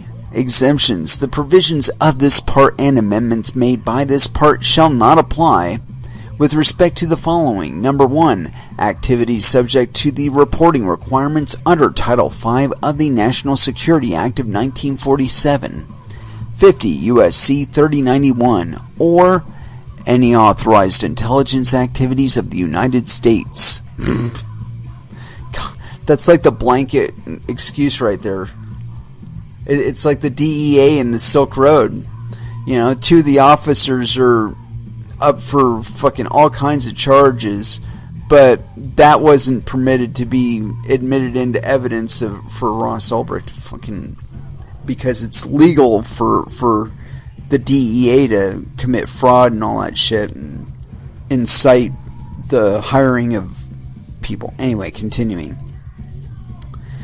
Number 2, the admission of an alien to the United States if such admission is necessary to comply with the United States obligations under the agreement between the United Nations and the United States of America regarding the headquarters of the United Nations, signed at Lake Success, July 26, 1947, and entered into force November 21, 1947, under the conventional and consular relations done at Vienna, April 24, 1963, and entered into force March 19, 1967, or under other international agreements.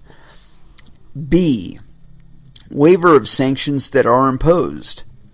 Subject to Section 216, if the President imposes sanctions with respect to a person under this part or the amendments made by this part, the President may waive the application of those sanctions if the President determines that such a waiver is in the national security interests of the United States. C. Termination.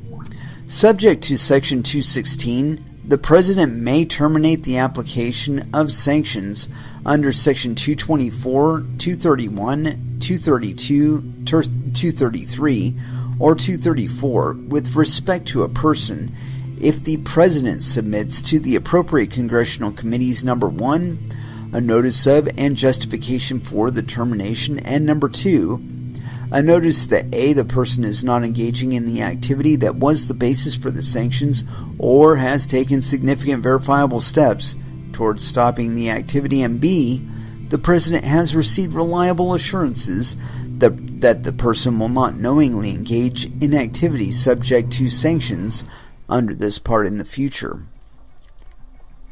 Section 237. Exemption relating to activities of the National Aeronautics and Space Administration. So they can do it in space too. A. In general, this Act and the amendments made by this Act shall not apply with respect to the activities of the National Aeronautics and Space Administration. B. Rule of construction. Nothing in this Act or its amendments or the amendments made by this Act shall be construed to authorize the imposition of any sanction or other condition, limitation, restriction, or prohibition that directly or indirectly impedes the supply by any entity of the Russian Federation of any product or service or procurement of such product or service by any contractor or subcontractor of the United States or any other entity relating to or in connection with any space launch conducted for, number 1, the National Aeronautics and Space Administration, or number 2, any non-Department of Defense customer. Oh, that's interesting. Section 238, Rule of Construction. Nothing in this part or the amendments made by this part shall be construed to, number 1, to supersede the limitations or exemptions on the use of rocket engines for national security purposes under Section 1608 of the Carl Levin and Howard P. Buck McKeon National Defense and Authorization Act for fiscal year 2015. Public Law 113-231, 128 Stat, 362610 U.S.C. 2271 Note. As amended by Section 1607 of the National Defense Administration Act for fiscal year 2016, Public Law 114-92, 129 Stat, 1100, and Section 1602 of the National Defense Authorization Act for fiscal year 2017, Public Law 114-328, 130, Stat 2582, or number 2, to prohibit a contractor or subcontractor of the Department of Defense from acquiring compounds referred to in such Section 1608. Part 3. Reports. Section 241. Report on obligations and peristatal entries of the Russian Federation. What's peristatal? A. In general, not later than 180 days after the date of the enactment of this Act, the Secretary of the Treasury, in consultation with the Director of National Intelligence and the Secretary of State, shall submit to the appropriate congressional committees a detailed report on the following. Number 1. Senior foreign political political figures and oligarchs in the Russian Federation, including the following. A. An identification of the most significant senior foreign political figures and oligarchs in the Russian Federation as determined by their closeness to the Russian regime and their net worth. B. An assessment of the relationship between individuals identified under subparagraph A and President Vladimir Putin or other members of the Russian ruling elite. Oh shit, I follow him on Twitter. C. An identification of any indices of corruption with respect to those individuals. D. The estimated net worth and known sources of income of those individuals and their family members, including spouses, children, parents, and siblings, including assets, investments, and other business interests, and relevant beneficial ownership information. E. An identification of the non-Russian business affiliations of those individuals. Number 2. Russian parastatal entities, including the assessment of the following. A. The emergence of Russian parastatal entities and their role in the economy of the Russian Federation. B. The leadership structures and beneficial ownership of those entities. C. The scope of the non-Russian business affiliation of those entities. Number 3. The exposure of key economic sectors of the United States to Russian politically exposed persons and parastatal entities, including, at a minimum, the banking, securities, insurance, and real estate sectors. Number 4. The likely effects of imposing debt and equity restrictions on Russian parastatal entities, as well as the anticipated effects of adding Russian parastatal entities to the list of specifically designated nationals and blocked persons maintained by the Office of Foreign Assets Control of the Department of the Treasury. 5. The potential impacts of imposing secondary sanctions with respect to Russian oligarchs, Russian state enterprises, and Russian parastatal entities, including impacts on the entities themselves and on the economy of the Russian Federation, as well as on the economies of the United States and the allies of the United States. B. Form of report.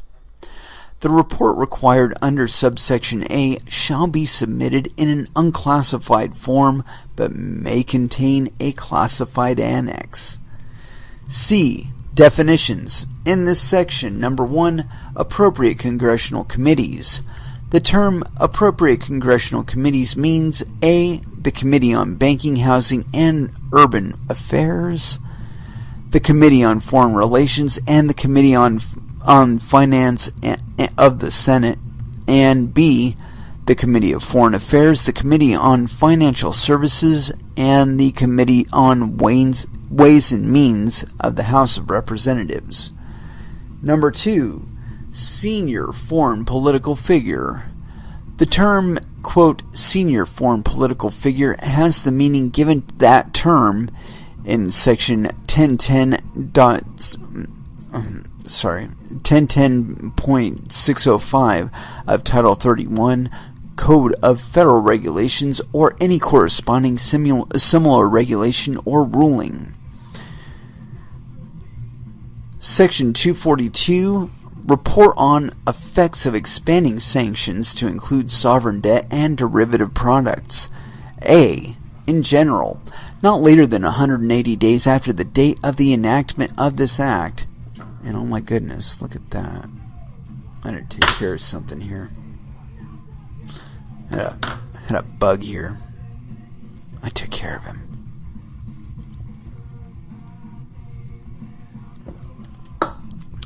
In general, not later than 180 days after the date of the enactment of this act, The Secretary of the Treasury, in consultation with the Director of National Intelligence and the Secretary of State, shall submit to the appropriate congressional committees a report describing in detail, quote, the potential effects of expanding sanctions under Directive 1, as amended, dated September 12, 2014, issued by the Office of Foreign Assets Control under Executive Order Number 13662, 79 FedReg 16169, relating to blocking property of additional persons contributing to the situation in Ukraine or any successor directive, to include sovereign debt and the full range of derivative products.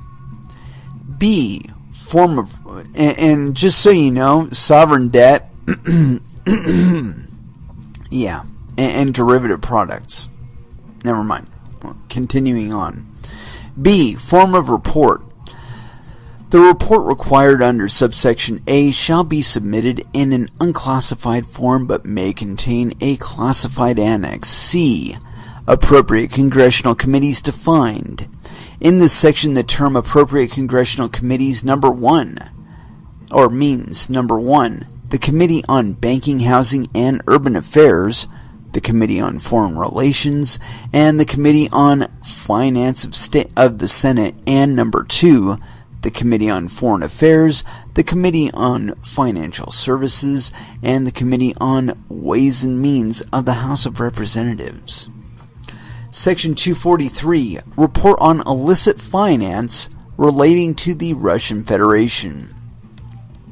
A. In general, not later than 1 year after the date of the enactment of this Act, and not later than the end of each 1 year period thereafter until 2021, the Secretary of the Treasury shall submit to the appropriate congressional committees a report describing interagency efforts in the United States to combat illicit finance relating to the Russian Federation. B. Elements. The report required by subsection A shall contain a summary of efforts by the United States to do the following. Number 1. Identify, investigate, map, and disrupt illicit financial flows linked to the Russian Federation if such flows affect the United States financial system or those of major allies of the United States. Number 2. Conduct outreach to the private sector, including information sharing efforts to strengthen compliance efforts by entities, including financial institutions, to prevent illicit financial flows described in paragraph 1. Number 3. Engage and contribute with allied international partners on illicit finance, especially in Europe, to coordinate efforts to uncover and prosecute the networks responsible for illicit financial flows described in paragraph 1, including examples of that engagement and coordination. Number 4. Identify foreign sanctions evaders and loopholes within the sanctions regimes of foreign partners of the United States. Number 5. Expand the number of real estate geographic targeting orders or other regulatory actions as appropriate to degrade illicit financial activity relating to the Russian Federation in relation to the financial system of the United States. 6. Provide support to counter those involved in illicit finance relating to the Russian Federation across all appropriate law enforcement, intelligence, regulatory, and financial authorities of the federal government, including by imposing sanctions with respect to or prosecuting those involved. 7. In the case of the Department of the Treasury and the Department of Justice, investigate or otherwise develop major cases, including a description of those cases. C. Briefing. After submitting a report under this section, the Secretary of the Treasury shall provide briefings to the appropriate congressional committees with respect to that report. D. Coordination. The Secretary of the Treasury shall coordinate with the Attorney General, the Director of National Intelligence, the Secretary of Homeland Security, and the Secretary of State in preparing each report under this section. E. Form. Each report submitted under this section shall be submitted in unclassified form, but may contain a classified annex. F. Definitions. In this section, number 1, appropriate congressional committees. The term appropriate congressional committees means A.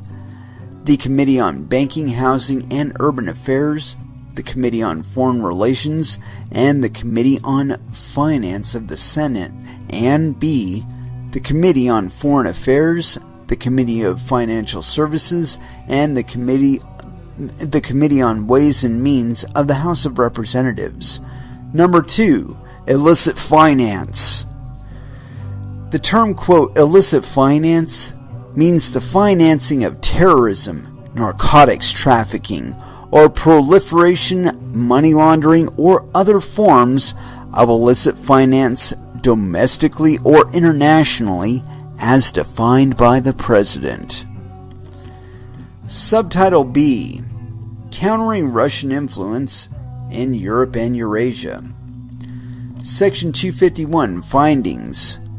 Congress makes the following findings. Number 1, the government of the Russian Federation has sought to exert influence throughout Europe and Eurasia, including in the former states of the Soviet Union, by providing resources to political parties, think tanks, and civil society groups that sow distrust in democratic institutions and actors, promote xenophobic and illiberal views, and otherwise undermine European unity. The government of the Russian Federation has also engaged in well-documented corruption practices as a means toward undermining and buying influence in European and Eurasian countries. Like we don't do that shit too. Number 2. The government of the Russian Federation has largely eliminated a once vibrant Russian language, independent media sector, and severely curtails free and independent media within the borders of the Russian Federation. Russian language media organizations that are funded and controlled by the government of the Russian Federation and disseminate information within and outside of the Russian Federation routinely traffic in anti-Western disinformation, while few independent, fact-based media sources provide objective reporting for Russian-speaking audiences inside or outside the Russian Federation. That's like bupkis, dude. Haven't you ever heard of Russia Today? Number 3.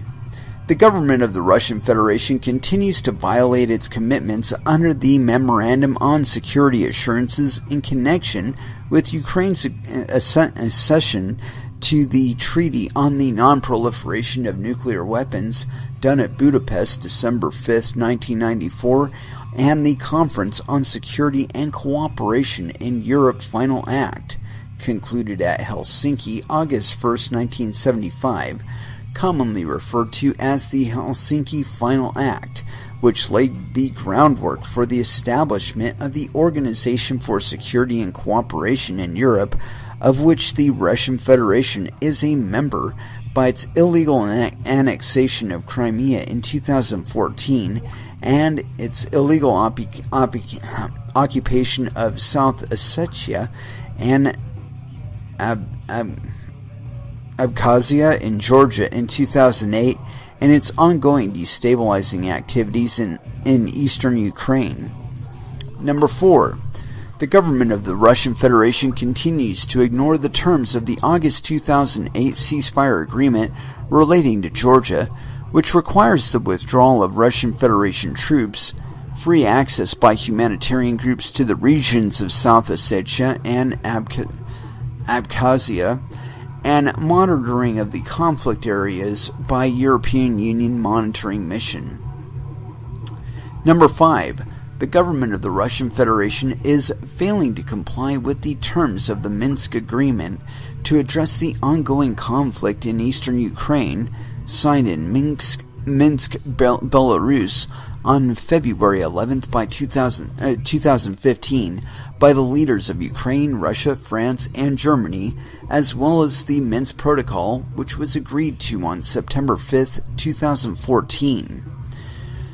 Number 6. The government of the Russian Federation is A. in violation of the treaty between the United States of America and the Union of the Soviet Socialist Republics on the elimination of their intermediate-range and shorter-range missiles, signed at Washington December 8, 1987, and entered into force on June 1, 1988. Commonly known as the INF Treaty, and B. failing to meet its obligations under the Treaty on Open Skies, done at Helsinki March 24, 1992, and entered into force July 1, 2002, commonly known as the Open Skies Treaty. Section 252, Sense of Congress. It is the sense of Congress that, number 1, the government of the Russian Federation bears responsibility for the continuing violence in eastern Ukraine. Bullshit! Including the death on April 24, 2017 of Joseph Stone, a citizen of the United States working as a monitor for the Organization for Security and Cooperation in Europe. Number 2. The President should call on the government of the Russian Federation, A, to withdraw all of its forces from the territories of Georgia, Ukraine, and Moldova. B, to return control of the borders of those territories to their respective governments, and C, to cease all efforts to undermine the popularly elected governments of those countries. Yeah, if only we would do that. Number 3. The government of the Russian Federation has applied and continues to apply to the countries and peoples of Georgia and Ukraine traditional uses of force, intelligence operations, and influence campaigns which represent clear and present threats to the countries of Europe and Eurasia. Is Eurasia even a country? 4. In response, the countries of Europe and Eurasia should redouble efforts to build resilience within their institutions, political systems, and civil societies. Yeah, that's going to be really tough to do while we're flooding them with refugees from Libya and Syria. Number 5. The United States supports the institutions that the government of the Russian Federation seeks to undermine, including the North Atlantic Treaty Organization and the European Union. NATO isn't a fucking country. 6. A strong North Atlantic Treaty Organization is critical for maintaining peace and security in Europe and Eurasia. It's doing a real shit job in the Middle East and Africa. 7. The United States should continue to work with the European Union as a partner against aggression by the government of the Russian Federation, coordinating aid programs, development assistance, and other counter-Russian efforts. 8. The United States should encourage the establishment of a commission for media freedom within the Council of Europe, even though we don't have one here, modeled on the Venice Commission regarding rule of law issues that would be chartered to provide governments with expert recommendations on maintaining legal and regulatory regimes supportive of free and independent media and an informed citizenry able to distinguish between fact-based reporting, opinion, and disinformation. I don't know why you expect them to be able to do it. We sure as hell can't. 9. In addition to working to strengthen the NATO organization and the European Union, even though it's falling apart, the United States should work with the individual countries of Europe and Eurasia. A. To identify vulnerabilities to aggression, disinformation, corruption, and so-called hybrid warfare by the government of the Russian Federation. B. To establish strategic and technical plans for addressing those vulnerabilities. C. To ensure that the financial systems of those countries are not being used to shield illicit financial activity by officials of the government of the Russian Federation or individuals in President Vladimir Putin's inner circle who have been enriched through corruption. D. To investigate and prosecute cases of corruption by Russian actors, and E. To work toward full compliance with the Convention on Combating Bribery of Foreign Public Officials in International Business Transactions, commonly referred to as the Anti-Bribery Convention of the Organization for Economic Cooperation and Development. And 10. The President of the United States should use the authority of the President to impose sanctions under A. The Sergei Magnitsky Rule of Law Accountability Act of 2012, Title 4 of the Public Law 112-208, 22 U.S.C. 5811 note, and B. The Global Magnitsky Human Rights Accountability Act, Subtitle F of Title 7 of Public Law 114-328, 22 U.S.C. 2656 note. Now wait a minute. I wonder where we fall under that one. Because of like Libya and Syria. That's like major human rights violations there.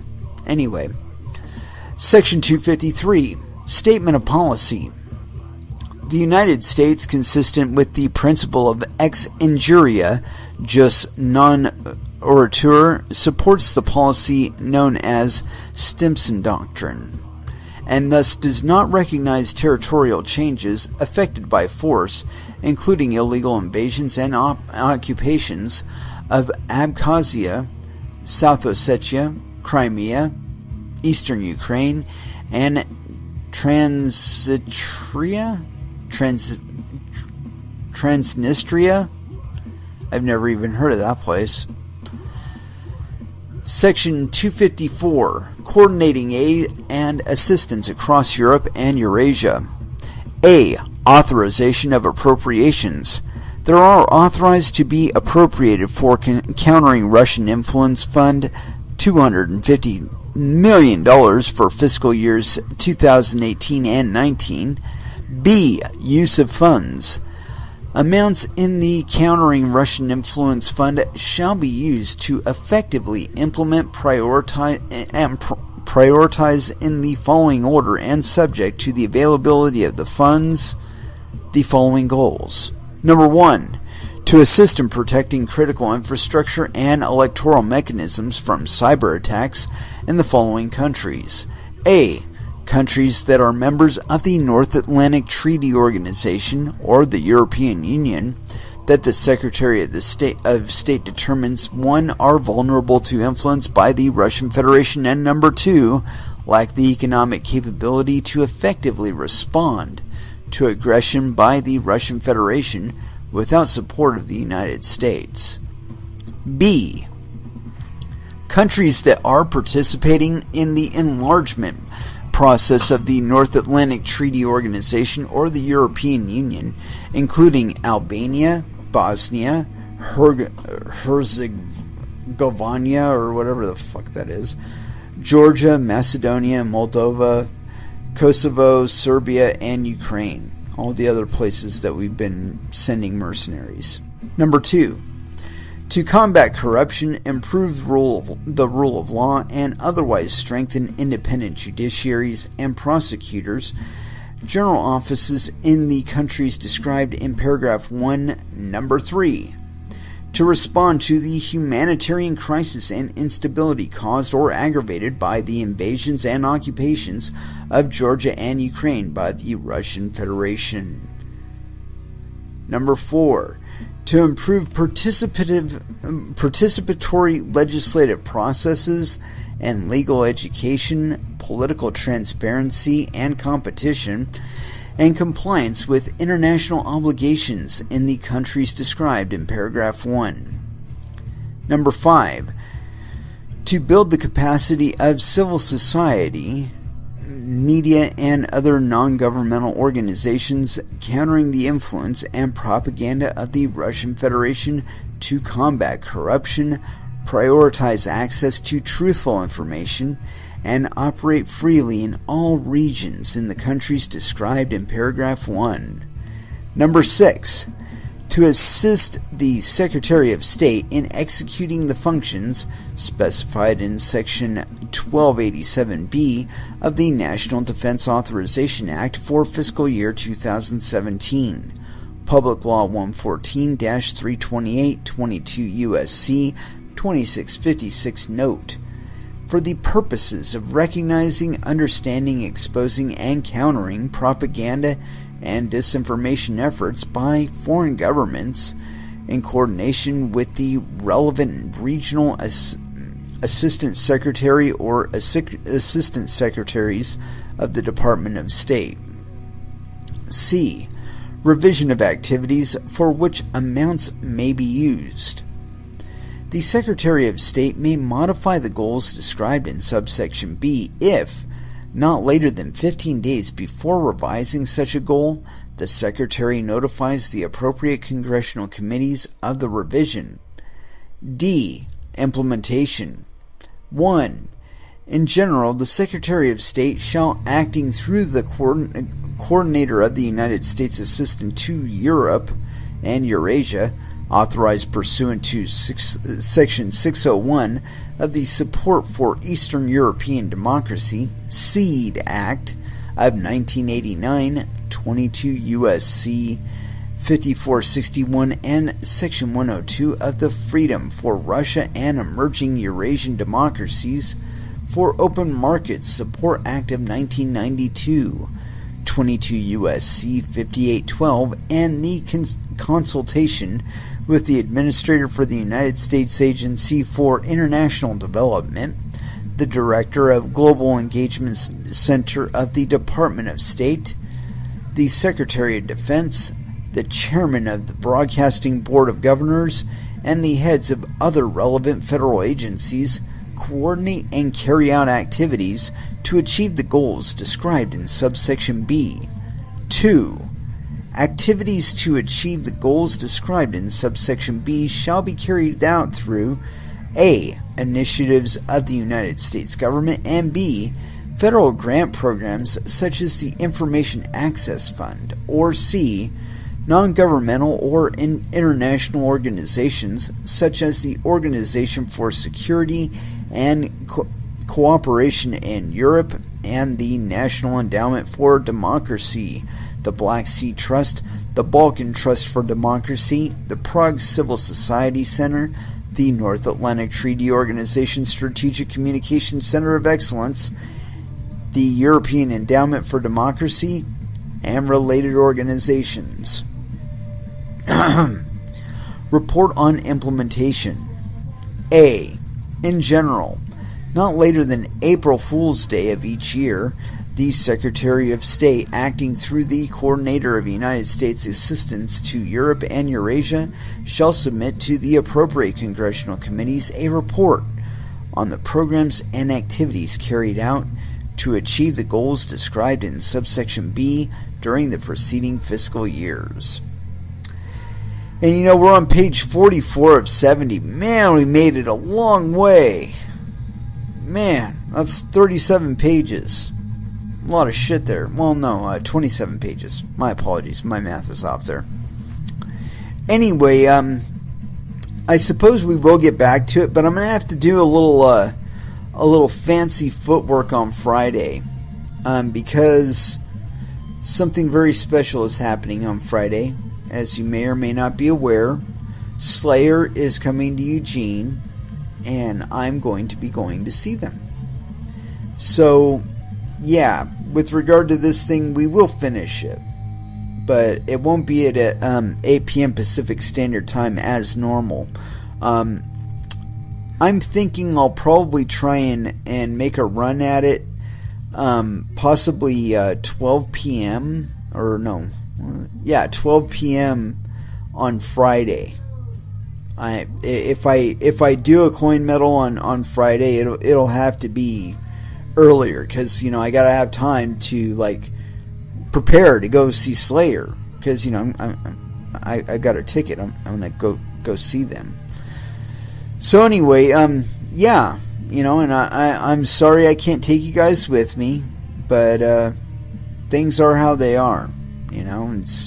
We still live in a temporally related universe, for the moment at least, until we invent quantum computing and kind of break all that shit. But, you know, for the time being, we are as we are. And so, yeah, you know, as far as this thing, I hope if you're listening, you're thinking about the words that I'm saying here, because it seems to me that there's some of the stuff that's going to actually apply to us in cryptocurrencies, or that could be made to apply to us. And that I don't know what scares me more, the assumption that it does apply to us, or the assumption that it could be made to apply to us. I don't know, man. As far as I'm concerned, we're still dealing digital Pokemon. I don't give a fuck that a Bitcoin runs over $3,000 a piece for them now. I think they're like $3,500 or some outrageous sum at the moment. But the point being that I don't think that there's really a place for federal governments of this planet to be mucking around in cryptocurrencies. You know, I don't see a place for them. You know, and of course, you know, being government, they'll seek to introduce themselves to everything anyway, whether or not there's actually a need for them. So, yeah, whatever. Anyway, so yeah, 12 p.m. Pacific Standard Time, I will be back. We will finish this fucking thing, and then we'll talk about other stuff for a little bit of time, and so I'm figuring I'll run from 12 to 3, and yeah, I'm sure some of you at least will be able to join me, and if not, I'll be recording, you know, and so there'll be the opportunity to catch it on the flip side when I post it up on my YouTube channel. And please, you know, if you are listening to them on the YouTube channel, subscribe to my channel. I really do appreciate any indications of support I'm getting. And, you know, I mean, you guys give me a lot of Twitter love, and I really do appreciate that. But, you know, if you're enjoying the videos, subscribe, man. I like that stuff, too. Anyway, I want to go ahead and throw in at least one last song. Well, one last song here from Prong's latest album, 0 Days. And, we actually have a couple here that we haven't played yet, so yeah, we're gonna have to play "Wasting of the Dawn." And so yeah, until Friday at 12 p.m. Pacific Standard Time, and I will be posting it on Twitter and whatnot. I want y'all to trade safe. I want y'all to do your homework. Even though we're doing some of it on this show, this is going to be a 3-parter, for Christ's sake. And watch out for your own bunghole, because nobody else is going to do it for you. Thank you very much for listening, and you'll have an excellent evening.